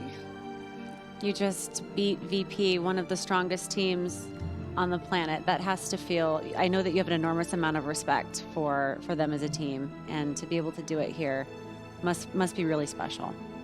你刚刚把 VP 给击败了，也可以说是世界上最顶尖的队伍之一，就很佩服你。估计也对VP 有很大的尊敬，就是能说一下吗？VP 真的是一个很强的队伍吧，一支特别厉害的队伍，而且我很喜欢他们的 carry。VP is probably one of the strongest teams. I have a lot of respect for them, and I really like the carry player, Ramses. Oh, I love it. See, everybody's like family. You're looking ahead. Are you able to take it one game at a time, or have you allowed yourself to picture what it would be like to lift the Aegis? 一步一脚印吧，就能看清楚你下一场比赛呢，还是你有想过就是举起冠军盾是什么样一个感觉吗？想不到自己举冠军盾是什么样子，但我们就是这个队伍就是一步一步走吧，能走到哪里是哪里。就目前来说，我们是没有夺得冠军那个实力的。It's hard to imagine the ages right now for my team. We'll just take it step by step and not rush anything. Congratulations. Thank you so much. Shishi, back to you. Taking it step by step definitely seems to be the right way of going about this, for sure. And even for Setsu and Flyby, this is their first international, you know? Just enjoy the moment, and it seems like they really are doing that, Trent. I I mean, yeah, it's that idea maybe of like less pressure on you, right? You're coming in. Some people maybe are going to crumble at that because they're like, wow, it's TI for the first time ever. I can't believe it. And the nerves maybe getting to them. But there's that other group of people who maybe just also aren't, they almost can't appreciate the pressure and that effort. You know, it's kind of like, I'm just playing some Dota. If you got a veteran presence on your team like Lana, maybe he can convince them of that at the very least to be like, look, man, just relax, do what we've been doing. They were confident. I mean, as you mentioned, two of those players never played at TI and confident underdogs. I mentioned that term a couple of times already, and this is how you win games, one step at a time. One step at a time, and unfortunately the steps are done for Virtus Pro, and Rich right now is with no one. Yeah, anybody who has been watching Dota for a long time is going to have respect not only for this man, but his entire team. Could even hear in the interview with your opponents that they were saying they have a lot of respect for you. And I want to ask right now, for you guys, you have many good years. You get to TI, and it has been that roadblock. What's going through your mind right now? Actually, nothing. I'm just disappointed. That's everything what I can say like about myself. I know about my teammates. Yeah, and I think that that's definitely understandable. I think that I would also join the community in saying we know that as players, you're definitely capable of being able to take down this tournament. When you're up there on the main stage, when you're in the elimination series, when you drop a game against a team like RNG that you know they have the potential to take the series, they're definitely the underdog in it. Does that start to pop into your mind, though, the fact that you guys haven't been able to take this tournament yet, that you haven't been able to lift up the Aegis? I mean, like if you're about the first game, after the losing first game, actually it's nothing for us. We just have some love how we lost, because I mean, like we had 2 games under our control and we just fucked up really hard, and I don't know, like made some big and huge mistakes, and here we are lost. I do think, though, even with those mistakes, it's very obvious that you guys have proven more times than not that you're a team that can wash those games away. You can have fantastic years time and time again. When you're standing here now, are you already hungry to try to get back next year and actually finally win a TI? I mean, like, of course, my mind can actually understand what happened. It's for sure. So, but of course, I'll try my best at the next years. Same for my teammates, I'm sure. I'm not sure we are gonna play as 5 here, as 5, like this roster. I'm not gonna promise that, but I think I'll come back for sure, and I'll try my best. I don't know what to say actually. Yeah, no, I totally understand, but it's just hard to take it. It's always hard to take and lose, and I mean, like it's like this. That's all what I can say. You can be proud of an incredible year, and I know that all the fans are still going to be supporting you. Thank you so much for talking to me right now. We're going to throw it back to the desk. Yeah, thank you so much to Rich and Noah. And oh my God, that's actually so heartbreaking. It was such a good year for them, only to have it end like this. And then, you know, these 5 players have played together for such a long time. They have all been to 3 internationals. Now, Roger only was part of this squad for 2 of those. But the fact that just that casual sentence from no one, we might not play with these 5, Lacoste? Yeah, I've heard some stories, even a couple of majors before, that they had some of the issues, but they stick together. They've been together for 3.5 years. If you exclude Roger, when they swapped a little for the Roger, stick together. And I think this result here doesn't justify how good Dota they play. But we got to give credit to RNG. They played amazing. Some new names, some old names combined together with the fresh blood, fresh ideas, and it's paying off for them. It is definitely paying off for them. We can see that too in the brackets that we have for you, as we have sent another team home. Virtus Pro no longer in the competition, but luckily there's a lot of other teams that are still in the competition. Not for long though, because we have another lower bracket coming up. Those predictions, guys. Oh, those brackets. Oh, it hurts. Shattered. Oh, yeah. I know mine's not looking all too hot with a couple of these games on the screen right now. Yeah, this next series, though. Woo, that's going to be fire. That's the true bracket breaker right there. All the C fans will still be in, and pretty much everyone else will have been destroyed. Sound about right? You think that's the bracket changer? Oh, I mean, it's another one. I think this one was a pretty bad one, too. I had Na'Vi. I switched from Keen to Infamous too. Really made a mistake on that one. Well, no one could blame you, buddy. I mean, I gotta say though, some crazy stuff has been happening at this TI. I mean, we got a great group stage, and how do you feel like the power of the audience is really taking control here? I mean, we're seeing a lot of teams get a lot of energy from these guys, right? Yeah, I mean, RNG's feeding into it. There's no doubt about that. You heard it from them. You could see it right out of the booth, too. They understood, like, oh, yeah, we can ride this, man. You know, Pat and everybody in the back. Lano came out like, praise me! And he was praised. This is Chinese TI, and all the Chinese teams are performing extremely well. Yeah, and, we're going to forget about Keen for a second. Except for Keen. We don't talk about them. No, I mean, they're the only one. They are indeed the only one. So far, the rest is doing great. And it's like you said, there's a lot of crazy stuff happening this TI. Yes. You know what's going to happen on a Friday? I mean, speaking of crazy stuff, we are going to have the All-Star match coming up on a Friday. Now, the reason that we're telling you this a couple days in advance is because there is free things to be had, which I know is everybody's favorite things, because you can select your hero pick or your player pick of the 10 players that are already set. You know, you can't change those. And based on your pick, you earn a Battle Pass levels. Based on their performance. Love those free battle so if you pick Miracle, who's going to be in Team Dire here, Miracle is gonna crush it. Then you get a lot of extra Battle Pass levels. However, if Miracle doesn't have a great game, you know, you picked wrong. I'm betting on Team Dire. Yeah, you are. Yeah, Team Radiant already has 3 players who are out of the tournament. I was doing the same math right now too. But of course, that is a problem for Dire, right? Because they have TNC and they have Liquid. Yes. So they can't focus on the match, huh? Yeah. They need to focus on their teams. That's true. Personally, I have Tim's because I look at the 10 players in this All-Star and I think, who really is going to care the most? Like, who's going to be trying their absolute hardest? I see some players who have done this before, but Tim's, I feel like he's got that burning passion in there to really score me some levels. I recommend him. Yeah. Also, of course, make sure you put those locks in before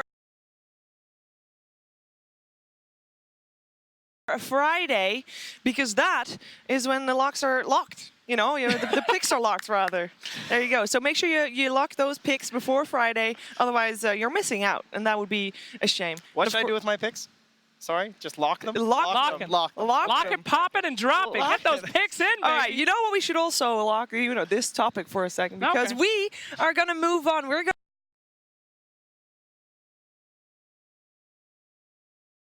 to have our final series of the day, Team Liquid versus TNC, and there are so me is like the biggest one. Yeah, that's the storyline of this matchup. You have Heen, who TNC kind of snitched him. And now they're going to use it as Weapon X against Team Liquid. I mean, I'm pretty sure he knows what the general idea, how Team Liquid plays. They only swapped one of the players plus a coach, and it's going to get into their head. I mean, this is some next-level stuff. They would have to, right? You got to be thinking like, okay, we got to do something different. We can't be predictable, because this guy, he knows everything. He took us through TI. He was there for that win. Yeah. Or. What if we pick the same thing? They sent Heen over to TNC predicting this moment would happen. He doesn't tell him anything. He takes him out, baby. Okay. Well, we're going to first welcome on the teams on stage before we continue talking about TNC versus Liquid. Let's see these players.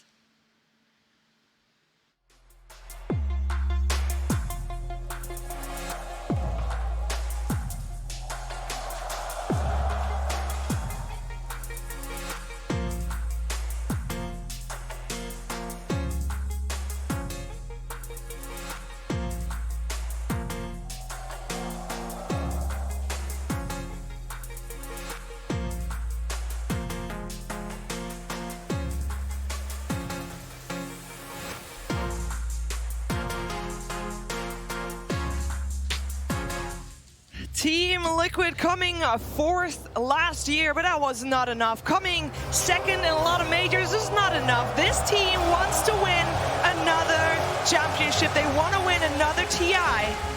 And the last time they did it through the lower bracket, why not try to repeat that again?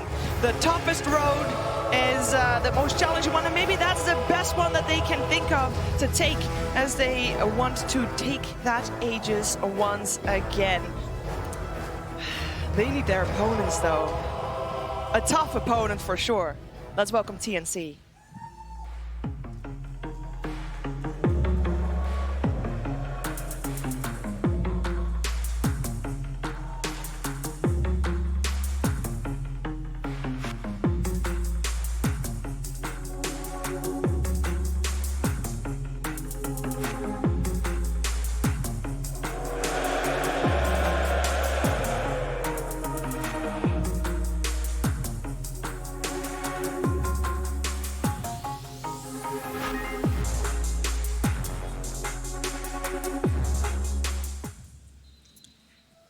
TNC Predator. They made it to the upper bracket. Unfortunately, did get knocked down by Vici Gaming, but it was a close series, and Heen is just walking on here to face his former teammates. And this team, when Heen joined, the players said, you know, we stopped grinding and started learning, and it has shown. All the progress they've made this year has been a phenomenal year for TNC. It has been amazing to watch these players just evolve, and I can't wait to see them play on the big stage in a best of 3. It is elimination. It's very scary, but I believe this is going to be one heck of a match, gentlemen. We are going to get to know TNC also a little bit better as Casey was able to sit down with some of the players. Tims and Gabby with TNC Predator, welcome. And welcome to TI9. Yeah. How does it feel to be here? I feel so excited to play the first TI of my life. Yeah. What was the first TI that you remember watching? TI3. TI3? After I watched TI3, I started playing Dota 2. What about TI3 made you want to play? Alliance, they inspired me to play Dota 2 because their play style is really good and it feels so nice to play with them after. And now you're playing in the same tournament as Alliance. Yeah. All these years later. It feels so amazed that I made my dream here in TI, that I play with them. How are you mentally preparing? Are you asking your teammates for advice? No. They just helping me to improve. We're just saying to him that there's gonna be a lot of pressure on TI because in this tournament, like, it's always changing the meta, so you need to quick adapt. So we're just telling him, just don't pressure yourself, just be patient and calm, like playing in boot camp. How would you rate your season this past year? I think this one is like 8 out of 10. 8 out of 10? Yeah? It's better than last season. What do you think makes this season better than last season? Because we got him Yeah. this season. Yeah, he helped us a lot to improve. Yeah. I do want to ask you a little bit more about Heen because he came on as your coach in April. How has his leadership impacted the team? His leadership is really fit us because he's like also Asian guy, so he's like a really calm guy. Then he's from like TI winning coach. Then he has a lot of experience. He teaches a lot. Then he helped us to improve, not just as a player, but as a person as well, inside and outside the game. Heen said something really interesting back in 2015. It was an interview with Gosu Gamers, and at that time he had not yet experienced coaching a team to win a TI. But he said that even the top teams are not unbeatable. Do you agree with that? That's true. That's true. How do you think that plays into the meta of Dota and how, because we keep hearing that time and time again, that you could come in one day being the best team in all of Dota and it still doesn't make you unbeatable? Yeah, it's true that what Heen said. Because in this tournament, the meta and it keeps changing, and you need to adapt what do you think is good in your team. As you look ahead to TI9, are there any teams that you are looking forward to facing or proving yourself against? Actually, all of the teams are really good, but I want to beat Team Liquid on the stage. For me, I want to play against Chinese team because we want to prove ourselves that we can win against them. Well, switching gears to where we are now with TI9, how do you think that you are as a team approaching the tournament this year versus the team approaching TI8 last year? I think we're pretty ready right now because last year we have some problems in the boot camp, so we only have little time to practice. But this time, I think we had like 3 or 4 weeks of practicing. So we have a really good idea coming to this tournament. Good. Well, I wish you the best of luck. Thank you. Thank you so much. Is that? That's it. Okay. Yeah. Thank you. The torture is over. He said it. He just wants to have a chance to beat Team Liquid on the main stage. It's like we planned it that way. And who better to also talk about Team Liquid and TNC here Blitz, welcome to the panel. Thank you for relieving us of Direction Slack's presence. What's up? I'm so excited for this series, by the way, because I worked with Heen for a full year. It was during ESL Manila. I couldn't really commit to coaching, and so Crow was like, let's bring in another person. Who do you know? And I knew that Heen was... Okay, so here's the real truth. Okay, Heen, here we go. Heen, I'll tell this, and this is a true story. Heen said, I want to cast. And I was like, he's way too good. He's really well spoken. He's like a better version of me. So I was like, I've got a better job for you. I'm not even kidding. I was like, how about you come coach? And because we were really close in Korea, like he always encouraged effort. Like even though we like beat their ass all the time, like he was always like, hey, it's all good. Like even though the Korean community hates you, like, you know, we love you. So I was like, oh, it works out. Thank God he's doing well. Otherwise, he would just steal our job. Yes, it's very. Dude, I was looking out for thanks, you. bro. I looked at, I was like, Lacoste is good. I was like, I was looking. I mean, out let's for be you. honest here. Yeah, I'm gonna have to agree with that statement for sure. I mean, he's got great videos. The guy's very smart. He gives a little bit to the community, not just to his team. But it's very obvious that he's got the Dota brain in there. Yes, he really does. And I'm very curious. He's facing Liquid. How much of an advantage, if any, does that give him when coaching TNC to face Liquid? Like, is that something that will give him an advantage? And I know this was a while ago, so, you know, it's been a year. Does it give you anything extra? I actually think Liquid's like the same team. Yeah. Like, relatively speaking.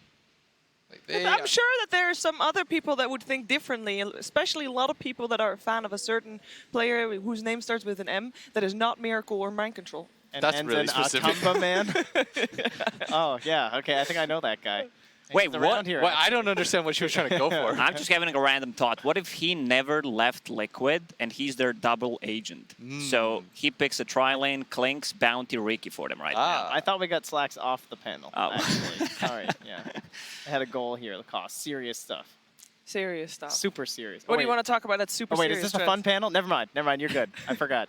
We have that draft panel for that. It's a story panel, you know? And these Ah. teams have had a lot of stories, and I want to focus a little bit more on TNC because they have had some rocky results. They've had some good results in the past as well, but this time it feels like they're coming in different. They're coming in great. They come into the upper bracket trend, and they're looking really good. Yesterday, their series events against Vici, that was a close one. Yeah, and I mean, this is a team that's been a constant disappointment in terms of, like, they're a team that get you hyped up. 100%, because you watch see Dota, like, I cast see Dota for like 2 years. Constantly. At TNC, I love these guys, right? I followed them through all kinds of open qualifiers when they were on all their different teams. These guys have been on TNC, off TNC, back to TNC, a couple different teams, and I always get so excited to watch them, and I'm like, oh, here we go. Another great tournament for my boys. And then they bomb out. And then, of course, they actually get through on the DPC, which I wasn't expecting, right near the end of the year. And then they get in the upper bracket. Yeah, you have a good point. I never know whether to rate them highly or not. One of the hardest teams to read, whether they're going to do good in the tournament. Somehow, it always felt like their achievements are disappointing, as you mentioned, because I expected much more of them. It feels like they can get a top 3, but they can also be last. Yeah, we know all the talent is there, Blitz. It's just seeing if they can play on the same page, right? Oh yeah, for sure. And I think that's where you brought up Heen early on. I think that's where he probably contributes the most, and why we've seen them look dangerous. And they had an upper bracket slot. They were very close to beating that Vichy gaming squad, and I think that's where that discipline and that outer influence helps a lot. You have a coach who has a lot of experience. This guy's literally won a TI. I think he brings that sort of veteran leadership to their team too, and that's what having a coach is there for. You fill in the gaps that your team necessarily can't do without you. But I do agree with everyone's assertion, because I think Gods had he had a really good way of phrasing it. He said, this is the most underrated and overrated team. Yes. I really like that assertion. I will fully agree with that as well. But I do want to say Heen, I think we give Heen too much love compared to other coaches. I mean, it's very easy to because of the way the team is like, so quickly turned around, but part of what Heen did is that not only is he just like, all right, guys, this is exactly how you're going to play your lanes, we're going to win this game, and then he just like walks away and they just play Heen Dota. He grew them all too. Like, you talk about this idea of like, now we're practicing, we're not just grinding. And so all of these players have upped their own game, made themselves so much better. And now maybe they don't need Heen quite as much now as they did before. He's still there, but they're taking it upon themselves now to get these victories too. We give coaches all love. Like, I mean, Bulba, like, you know, everyone loves Bulba. That's true. He doesn't get flamed constantly or anything. Well, if PG loses, I mean, Bulba is the one taking the blame for sure. You know, you think anyone's ever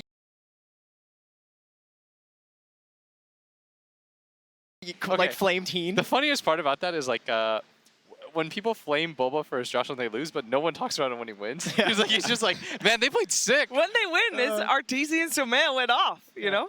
Yeah. When they lose, it's Bulba's draft. I think it's also because Heen talks so much with like the community. Like like you said, he creates the videos for the community. He's obviously one of those coaches that you know he'll actually like try. Yeah. Whereas like a lot of coaches, they want to give up nothing. All right. Bulba just shows up on these random casts with a broken microphone. It's just like, yo guys, I'm watching this tournament from my room. It's so sick. Now, we know Heen is well spoken and he speaks up a lot. Now, on the other side, the coach that Liquid replaced Heen with is Armen, and he feels like the total opposite. If you hear him talking and you're not listening, or like you're not seeing him, you're thinking you're hearing Kuro talk. Yeah, Kuro and Armen go far back together, even to Dota 1 days. They were the only German players pretty much that were good at Dota. I'm pretty sure. Hani, you remember. Black? Oh, Black. Well, Black as well. We're going to give credit to our boy Black, but seems like he's more of a shy guy and not the Poppy type of a person who says you do this or you're out. But so I think it's more of a team thing for Team Liquid. If you see them behind the scenes, they're always grouping up together, always walking as a 5-6 man squad. Yeah, Armen right there behind the man Kuro. Because if you're talking about Heen bringing veteran leadership to TNC, Liquid doesn't need that in a coach. They got Kuroki. He's been to every single international. And that wasn't even, like, that was halfway his career that he went to his first one, you know? He's been doing this for over a decade. That's veteran leadership in a nutshell. Although he didn't start leading until fairly late in his career, right? I mean, because he was a core player for, like, most of Dota 1. Yeah. Yeah, and he played under Puppy for a while as well, of course, and only once he left Puppy did he start coaching his own squad. And won TI, casual, you know. No big deal. No big deal. Because, okay, I guess I'll be the captain now, you know, if I got to. I mean, someone who's a captain doesn't necessarily need to be like an in-game leader. We heard the teams talking about how some players are actually leading them in certain points of the game, like mid-game, early game. Someone's making the calls. Someone is making the calls, and I'm making the call right now to get this game started. So let's get ready for the draft. TNC Predator versus Team Liquid. Game 1. That's right, we are here, TNC versus Liquid. I'm joined by Febby, Kyle. Clearly you're even more prepared than I am, but you know, I don't even need these notes because this is a rematch. I don't need to know what happens. TNC already beat Liquid 2-0 in the group stage. That's what got them into the upper bracket. What are we even doing here, Febby? Oh, okay. We're talking about the draft. We are. So we're supposed to be not biased. Not biased, of course not. So then what are we doing here? It's TNC versus Liquid, Southeast Asia versus Europe. It's already been predetermined. Has Liquid somehow turned it around? Do they know what they're doing now? It's not just about regions, man. This is Heen versus Kuro. Oh. Come on, this is... Okay. This is a throwback. Heen's too mild-mannered to say it, you know? And there's no bad blood necessarily, but this is certainly one of those matches for elimination with a little extra at play. Okay. And it'll be curious. Me and Febby were talking about it before the series started. We agree that if anyone's got to shift it up a bit, it's going to be Liquid. Right. Because TNC seems to have their number. I think their play style matches up really well against the way Liquid's been playing. And Liquid hasn't been playing very well. No, they haven't. Yeah, so I was kind of looking at the drafts from Liquid, and they seem to always like kind of change it up every few matches or so, because I think they're trying to figure out their own meta as well as the tournament goes on, because their resource has been kind of lackluster.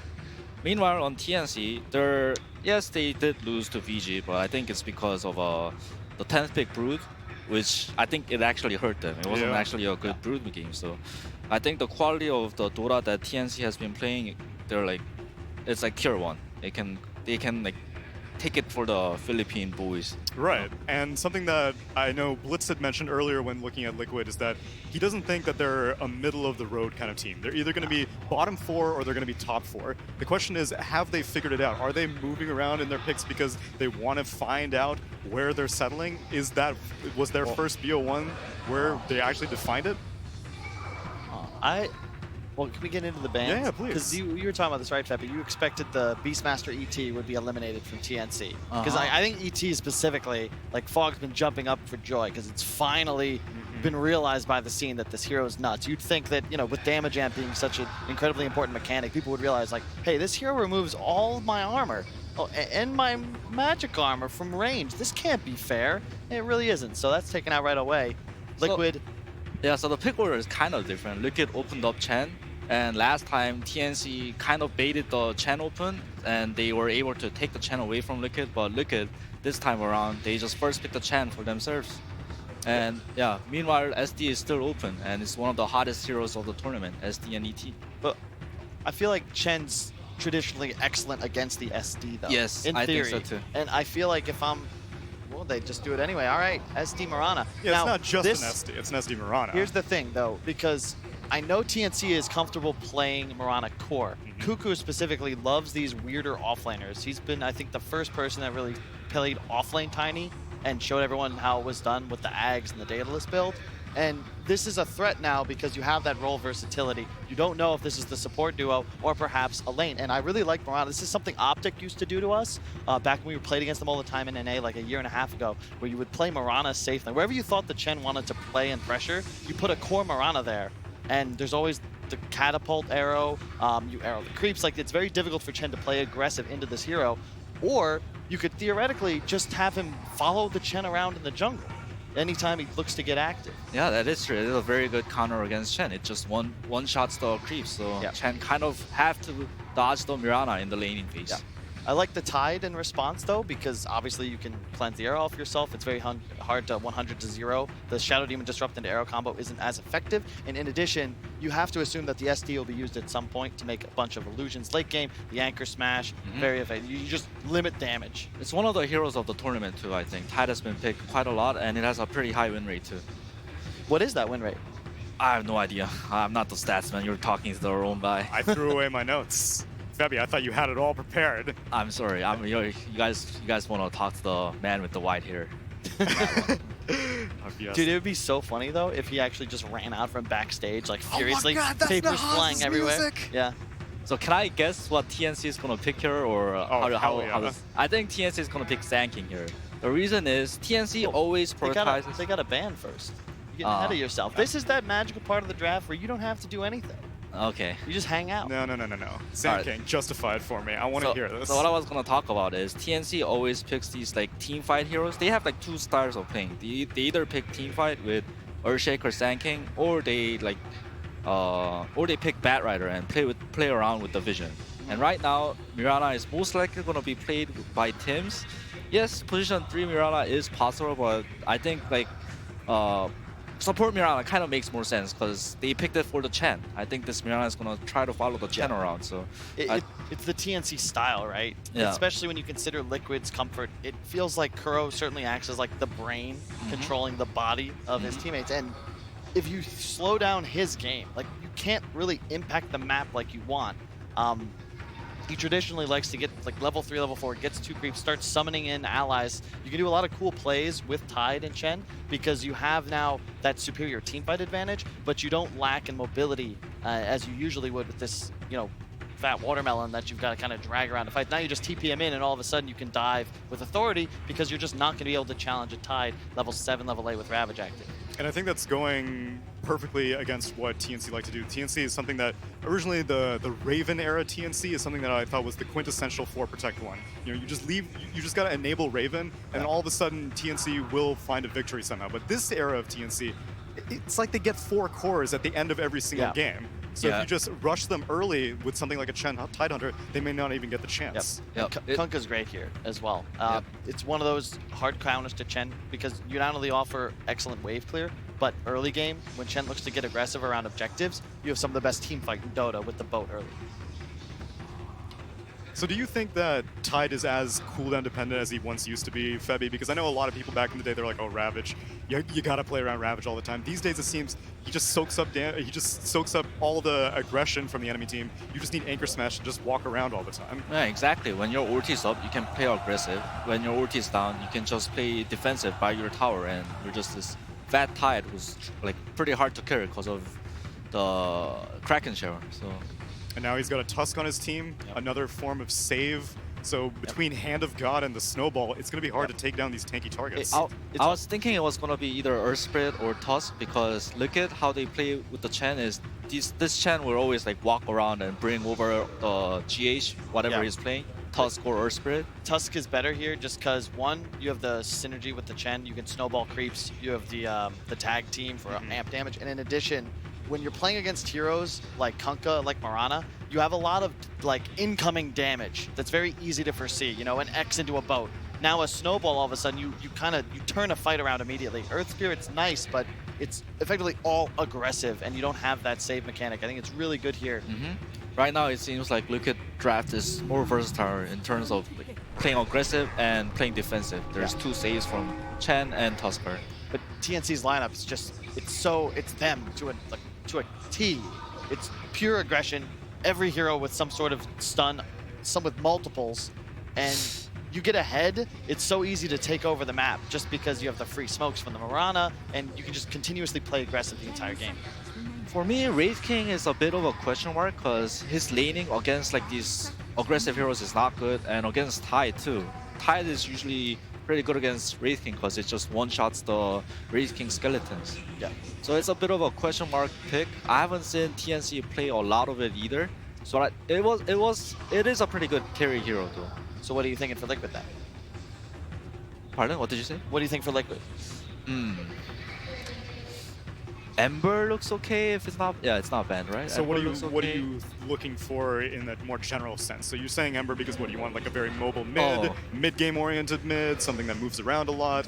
Because I was thinking like Liquid, I was kind of casting their games here and there, and they looked really solid when Miracle makes like when Miracle is on those like space making heroes like Ember, Les, Gyro, you know, those heroes that don't need items and can still fight early on. Yeah. Which is something that a lot of people were thinking was going to be the opposite direction whenever Weeha was brought onto the team. They thought that, oh, okay, Miracle, he wants to be an even greedier one than ever before, and Weeha's going to be the space creator. But the way that they've been playing TI so far does go in favor of what you're saying. It's almost counter to what Kuro said himself during that massage interview. Yes, with exactly. Casey, where he's like, yeah, I wanted a pure mid player. But then Weeha, you know, he plays this BO1 elimination on a Necro, and we all kind of scratch our heads a little bit, and it just kind of goes to show as well like how complex Dota is. It's tough to understand, you know. There's player comfort, there's team comfort, there's just overall draft synergies that maybe people think are like ahead in power level. You never really know. I think if you compare this version of Liquid to the last version it was like a pure 4+1. Miracle will farm everything. But this version, I feel, is Miracle and Weeha shares the farm a little bit. Yes, that's for sure the case. And they're going to go with one of Templar Assassin. Yeah, one of Weeha's signature heroes on this team, right? It's TA or Windringer, and they go for TA. Probably should have seen it coming, right? It's not... I mean, it's into a Kunkka, though. It is, but I like it a lot against Wraith King. It's like a lower armor hero. For sure. And in addition, SD Mirana, like even if you set up the arrow combo, it's pretty much just going to be handled by refraction. I do agree that Kunkka, you know, the torrent does take off every single charge. Exactly. However, the lane matchup, especially if Weeha gets a little bit of help from this roaming Tusk Chen, you can get ahead and start dominating the lane. I don't remember which game it was, but I really like this Liquid approach to the Wraith King. They know that Wraith King, he needs Midas, he needs Radiance. It's gonna be online pretty slow. Meanwhile, look at Liquid. They have Chen, they have Tide, they have T8. Like their heroes can snowball really hard. From 15 to 20 minutes, they're gonna choke out TNC's map so hard. But it requires, I think, a higher degree of execution. You don't have the luxury of making mistakes as Liquid because you're based around this time. TA, sure, you can get ahead, stay ahead, crush through a game, but it's a lot like a Quap. You die a couple times, you end up even in net worth against a hero like Wraith King or Kunkka, and you just don't have nearly the same amount of game impact. So then one thing that I immediately think of every single time I see a Templar Assassin, and I want both of your thoughts. First, Febby, why do you ever prefer a Blink Dagger first versus a Desolator first on a TA? What context do you go for which item? I think it depends on how good your game is, and it depends on your cores too. Because if your cores are backline killers, then you don't have to be the one that's blinking in. You can just go Desolator, BKB without blink and just play in the front line and take all the towers down, take all the Roches down. And I don't know. I think it depends on the game.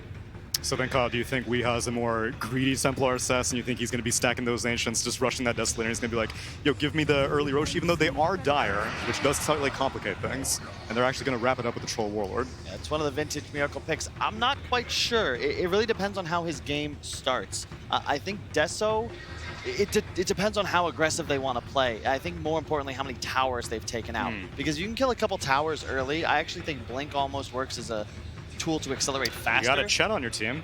Now you can play enemy jungle, you can abuse traps, like you have a lot more freedom to play the map. Deso first is usually for more of that static game where once you pick it up, then you start to look for objectives. Because of the Chen, you could perhaps see that coming. You never know, because Kuro could also play, if he has this Mirana following him around the map and he has a slower start, maybe he has to play his own woods more, maybe he's stacking Ancients. Oh, and God, that is such Bad a Rider. Templar Assassin, what the hell are you gonna do now? Troll too, man. This is one of those dream picks. You pop your ultimate on Troll and then just get lassoed, dragged up to a high ground or something. There's not really much you can do. Yeah, it's a dream Bat Rider game, and I think is. Cuckoo's, that's like top 3 heroes for Cuckoo. Sand King, Bat Rider, and +1 that I can't really seem to remember. It just feels like it's TNC's comfort, right? If Liquid make a mistake or two, they're just gonna get run over, and you're gonna get to this point where all of TNC's heroes are just too tanky for these more burst carry type styles of the Liquid lineup. The combo potential is extremely high from this TNC draft, but I've got a combo that's even better. Let me pass it on over to Odie Pixel and Fogged. Thank you very much, Tsunami. TNC versus Liquid. What a brilliant way to end day 2 here at the TI9 main stage. Both of these teams, I mean, what can we expect? TNC, they've come in with a lot of big surprises in sort of the group stage in terms of how they've been able to just break down teams in some phenomenally long games, some 60, 70-minute matches. And Liquid have been sort of up and down. They've had some series themselves where I think coming into the event, a lot of people would have expected them to sort of just roll over their opponents in, but they haven't. They've been tripped up. Now here on the main stage against TNC, it's not going to be easy for Liquid. There's every reason to believe that TNC could take this series. Absolutely. I mean, looking at their draft too,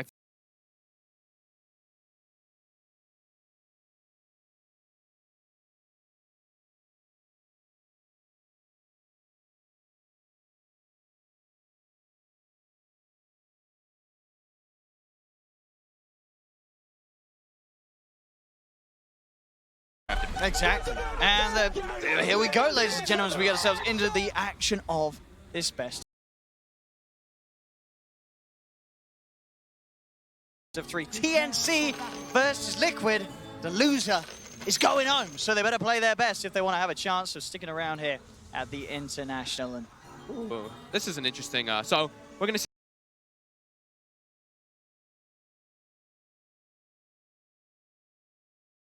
see some tri-lane action, it looks like, by Liquid as they're bringing the Chen in the bottom lane, starting with a Headdress. A Headdress level? Look at that. Headdress level 1 to get that bonus HP regen. Changing the meta. So let's see. Look at all the heroes of Liquid when they are going to be in this.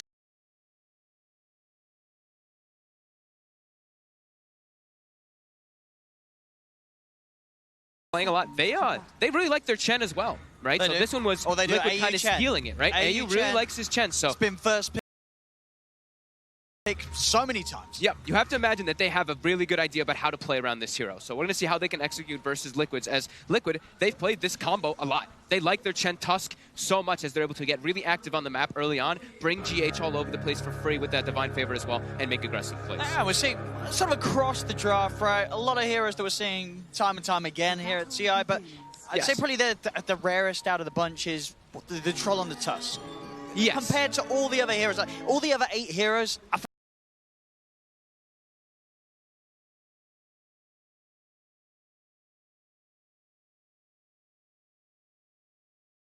feel like we've lost count of the times that we've seen teams playing. Absolutely. And that could bode well, very well for TNC, with a very familiar lineup that they are playing with. And a strong lineup of disables. Like Kyle mentioned, you look at the lineup of Liquid, they're kind of limited on their disables. They have Ravage and then they have Tusk. And that's kind of, you know, their way of controlling the team fights. You look at the side of TNC, they've got Kunkka, Wraith King, Mirana. They even have Shadow Demon, who I feel like is kind of his own stun anyway now because of how amazing this hero really is. With a 61 pick rate and 60-something% win rate, this hero is insane in this tournament. and it is also UNTNC. They're actually running their own aggro tri lane, and they're putting the Bat Rider in the safe lane, making sure that Kuku can actually get something instead of just getting shut down completely if he was left alone or in a dual lane. They want to be sure to try to give Kuku a good game. We'll see how this mid matchup ends up going. As, like Panel said, Torrent, really good spell versus Templar Assassin. You've got to imagine the Kunka's going to have the edge, right? That's what you'd imagine, yeah. TA should be able to farm once you get your levels just fine, but... Yeah, you're always going to come back as a TA, right? Like we may see in the lane Armel get the CS advantage, but he's going to be able to find the means to catch back up with the jungle. Yep. As long as, that's the one thing that I look at, I'm like, they have to make sure that Miracle doesn't have to get resorted to go to the jungle, right? I think that's why they're trying to secure him so much, is because they have a TA on their team. If you have a point where the TA is going to the jungle, your Troll Warlord's going to the jungle, and then you're playing an aggressive lineup with a Tidehunter, a Tusk, and the Chen moving on the map making plays, you're going to be extremely limited. Yeah, they do rely on, of course, having the TA and the Trolls, at least one of them getting one of those early items, whether it be the Deso or for the TA or for Miracle. We'll see what his build is going to be. Whether could be a get the defusal. Yeah, possibility versus that Wraith King, of course. Yeah, certainly should be expected. Yeah. And they'll need it to make those fights happen. As you say, they're already just reliant on the Tide and the Tusk to really get things started. They've got to make sure that they have actually someone behind that sort of play to do the damage. Because unlike TNCs, they don't have that crazy amount of wham-bam magical burst and you're dead. They might have to swap the lanes here. I think Kuroki might want to Divine Favor the Troll Warlord up top pretty soon, as the lanes are starting to get switched up, and now is where you're putting a Troll versus the Bat Rider. Sure, Miracle, he's still free farming really well right now, but we know how this matchup can go. You just get a couple stacks on yourself, and you just get chased by that Bat Rider, and you do not like playing versus that as a Troll. For now, GH trying to do his best to punch him away.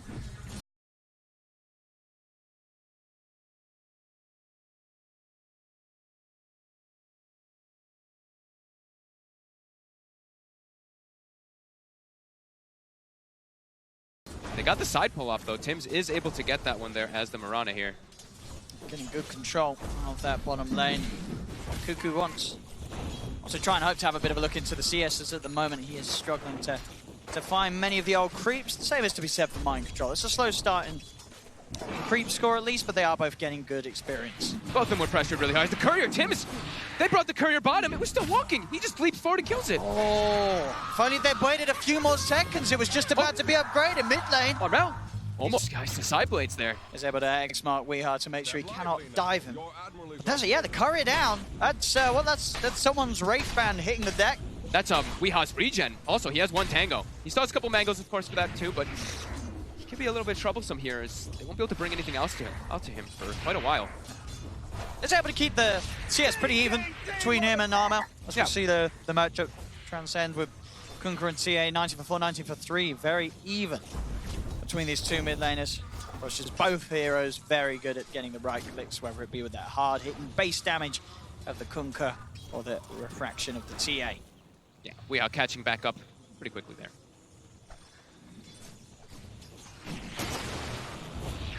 So they are starting to recover both of those heroes that were aggro tri-laned at first, now able to start getting something, as Michael Joe's even getting aggressive onto Gabby here with that Mud Golem from Kuro. And like Panel mentioned, you know, this Tidehunter laning versus the Wraith King, it's pretty good. You're always going to be able to go for those anchor smashes onto the skeletons, and look, that's what we were talking about.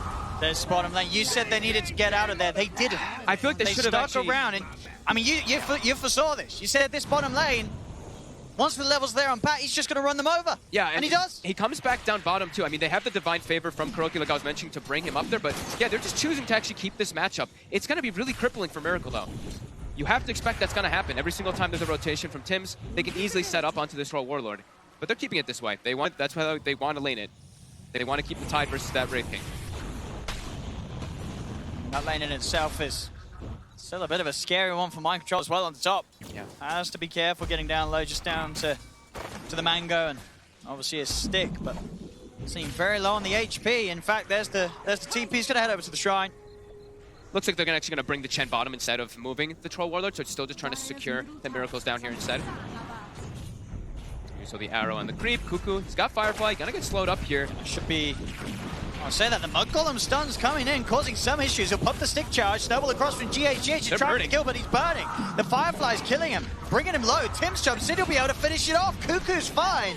And TNC getting a third kill down on the bottom lane. It's 5 minutes in there at a 2K lead. Yeah, Liquid's refusal to to switch those lanes, get a better place for Miracle is making this bottom lane a bit of a... It's just a beautiful zone for Cuckoo to have a dream start in terms of getting involved in kills. I mean, TNC's probably thinking the same thing. They're probably like, oh, this is cool. We have Cuckoo actually lane. This is what we wanted. We wanted to have Cuckoo in versus that Troll Warlord, and even better that it's in the safe lane. That's the way that they set the lanes up, so...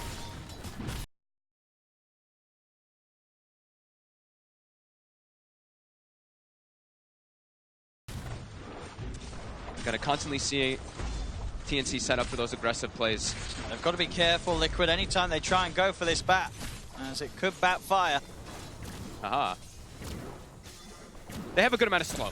Now with Kuroki getting more creeps, he's able to, get that Satyr Banisher, but it's always going to keep getting arrowed. Panel mentioned that, the draft panel. Tims is going to be happy with this. Yep.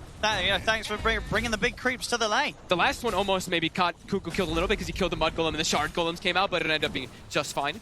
But yeah, 2k gold advantage. They're perfectly fine with the way these lanes are set up. Tims is, like we always say, Tims is going to start transitioning. He's got the first kills of the game. He's their top 5 net worth. He's same gold as the Troll Warlord down bottom. So the stacks, looking at Liquid at the moment, they're not actually setting up any stacks at all here, which we've seen a lot of teams doing, I think, more than ever. We always talk about that stack game. We saw how much, especially EG was doing it this morning. We saw like triple stacks all over the jungle. So we'll probably see them back up soon, or maybe Kuroki will send a creep to stack those. Top lane, arm out, maximizing the damage, getting the Tidebringer hit off the creep, sets up with the X-Mark bow combo, and Mind Control is taken out. Making those early moves and making the most out of getting that level 7 nice and early on as the mid lane Kunkka. Yeah, crisp, easy rotations coming out. So the other thing they do have, as we see just used down bottom right there by Kuroki, that little Satyr Banisher, he's kind of keeping that one, not only just to put the pressure in slow, but to remove the sticky stacks from Miracle. So if Miracle is getting gone on, he can use that little Dispel on his teammate to help him out. Back towards mid, he's coming a little aggressive. What's he doing in the trees? He's got to be straight up dead, surely, yes? Yeah, there's no escape for Wii. As it's not only the bottom, the top lane, it's the mid lane as well. TNC, we've seen them do this before. They are getting every single lane in their control, and they're getting kills all across the map. We saw what they were able to do. The games that we casted versus Liquid, they ran away with those early games pretty hard in the majority and just were able to just completely control the map. And it's only 8 minutes in, but we're approaching like 3k gold marks, and the pressure, like we said, Liquid, how do they get aggressive?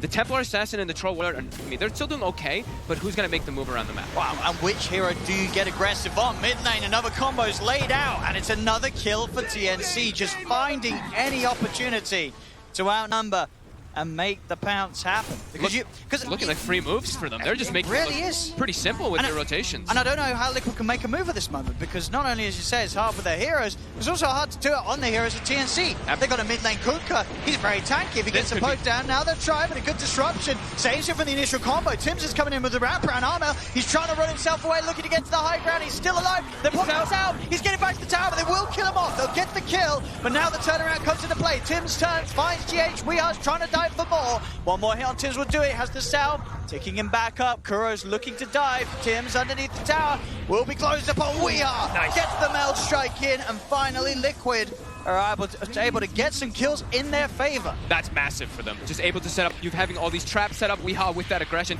actually able to get Armel when he pushed up too far this time. So that one, Liquid finally able to turn it around. And that's a lot of space. Because it is a big kill to find. Yep. As I was going to say, the 3 cores, they're not easy. You got the Kunkka, who's, when he's got the boat online at least, I believe he didn't have it available in that attempt. He's going to have that rum on him. You have a Wraith King with that second life when he's willing to put a skill point into it. And you got the bat down bottom, as we've seen before. You try and chase this bat, you don't kill him straight away. Next thing you know, you're walking through the fire and the flames, and you're dead.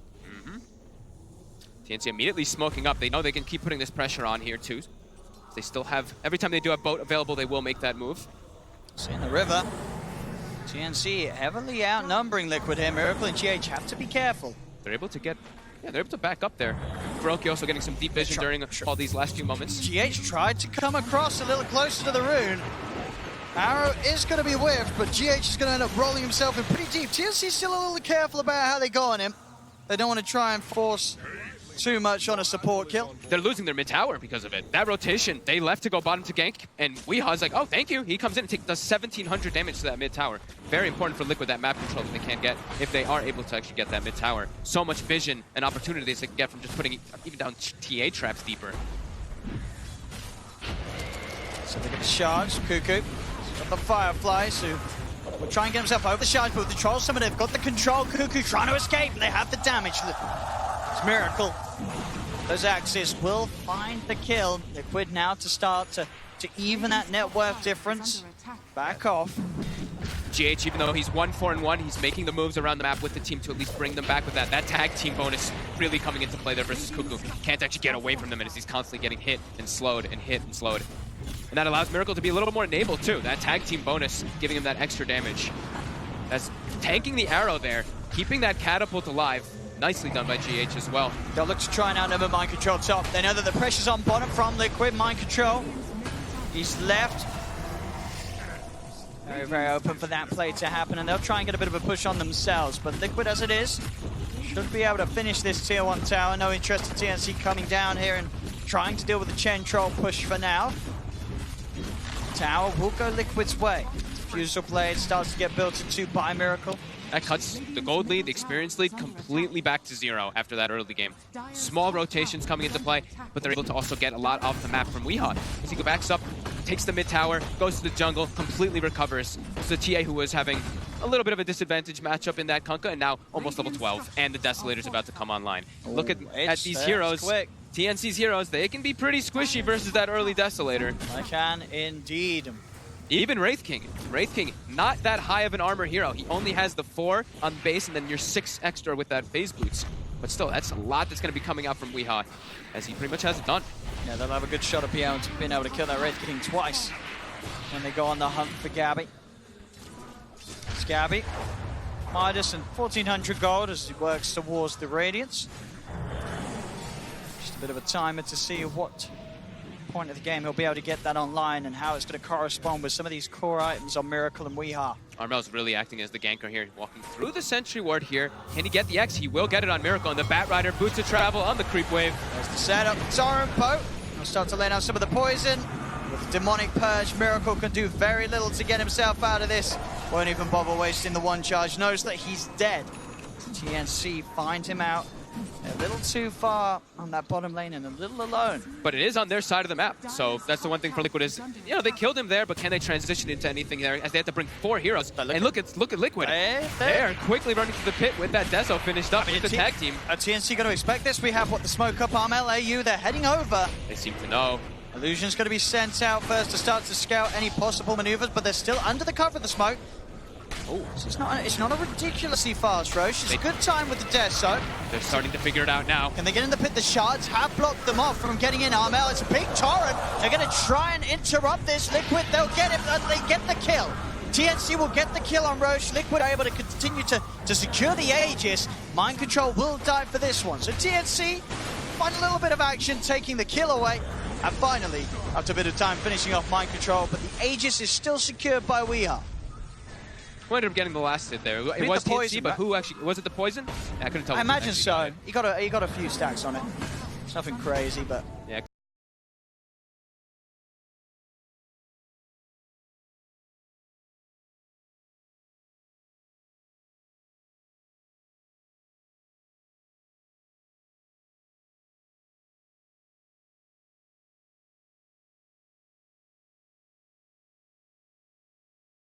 A couple things. Yeah, it looked like it was a point. BK back up. TNC with that advantage. But obviously, eyes are on Liquid to make something happen with the Aegis on Weehaw. They can definitely look to try and push for some of those tier 2s, or at least the tier 1 that does still stand towards that top lane. Yeah. Still tough to make those aggressive moves, right? Until Weehaw does have a Blink Dagger, or they go for the Tidehunter Blink Dagger, it's going to be a little bit difficult for them to get on top of heroes. We still see them, they are constantly smoking though. They're using their vision. They're trying to keep these aggressive moves and keep Liquid able to play on the opposing side of the map, because he's trying to make sure that he maximizes the farm for the team. We were worried that maybe they both resort to jungle, but if this is the way they're going to do it, this is a good way to keep the pressure up while farming. But TNC, they're all set up around their area here. These bounty runes. They're going to look to even go for the aggressive one. They are pinging it out. Gabby does. They see those creeps and they know it's a bit too scary to actually perch forward. And we'll be able to get the 2 up top though. TNC, so securing the 3. So they just make sure that Liquid struggle to get back in with the lead. Halberd gonna be the next pickup for Armel. Best item in the game versus pretty much one of the best items in the game versus TI, that longer duration. And Troll, right? And Both also of very good these versatility, heroes. yeah. Both of these heroes render pretty useless in the fights. Obviously a long time until BKBs are out. Miracle is going to start to build towards his after the defusal. It's definitely grim for the Troll. You pop Battle Trance, you get disarmed, you stand there. Not much you can do about it. And they've got great ways to play with that sort of time where he's in the Berserk.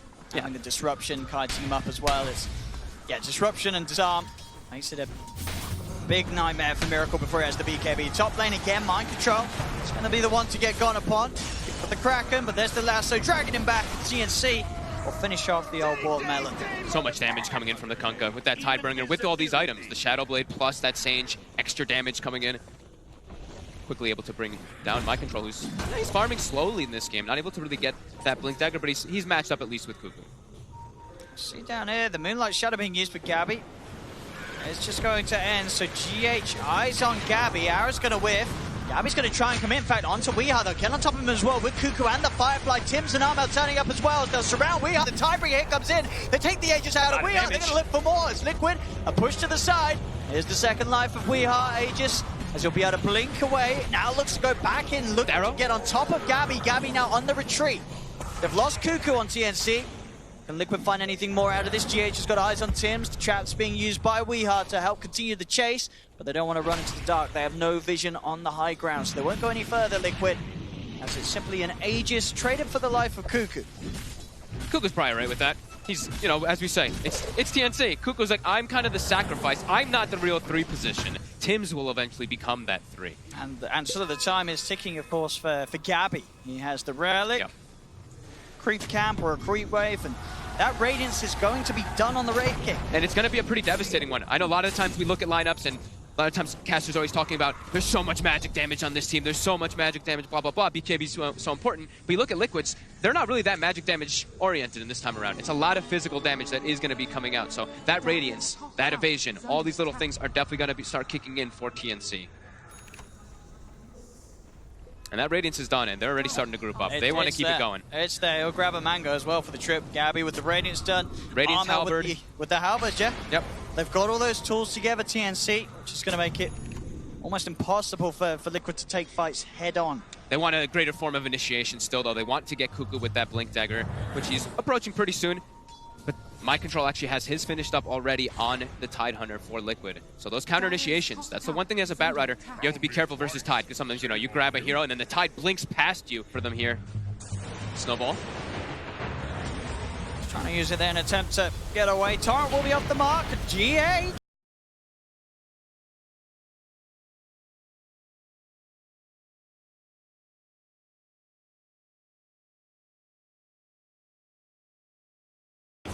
Once those start trickling down, that is one of the things that we know about TA, is you get to the later stages, you only have a 5-second BKB to work with, it can be really problematic. So they're going to have both looking to come out actually at the exact same time. So this is a big peak here for Liquid.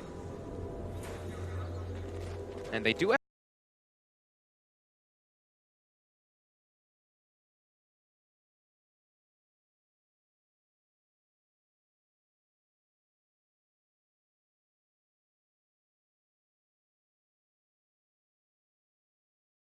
actually also have vision right now of TNC with this ward here up on that top bounty room. So a lot of information going for them.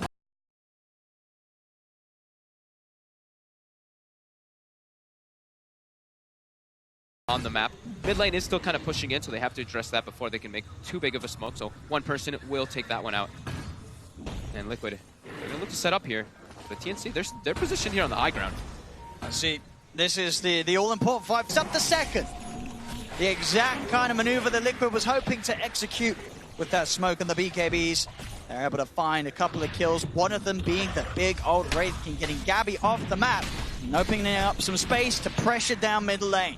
Very methodically done, right? The way they wrapped around that smoke. Instead of just walking up to the high ground, they sent GH to the high ground, and then they wrap around the back to get the squishy supports as well as that Wraith King. Still at this point, like we said, 5 armor, 5+6 armor. So he just gets easily brought down from these physical heroes of Liquid. And he switched the build. He's actually wanting to go for a more aggressive type build onto Gabby, that is, with a Blink Dagger. He had the BKB queued, he bought the Blink really quickly.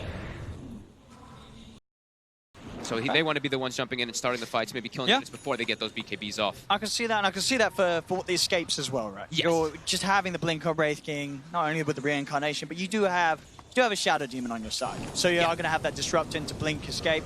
They still have the axes, right? The Troll Warrior axe is one of the better things in stopping those instant blinks, but yeah, can definitely be used to get an escape off. And the big run, the big.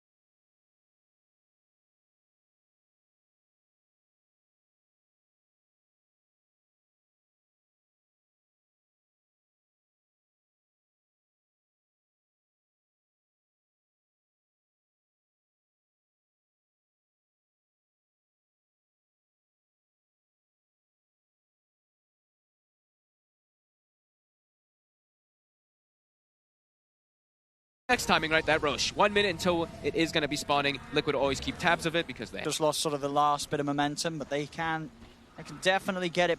These next few moments are so crucial. It's warded, so if Liquid had their eyes on, pinged it right away. He's like, they're bottom. Yep, they're smoke bottom. He knows. That's the risk you take when you take those power ins when you smoke.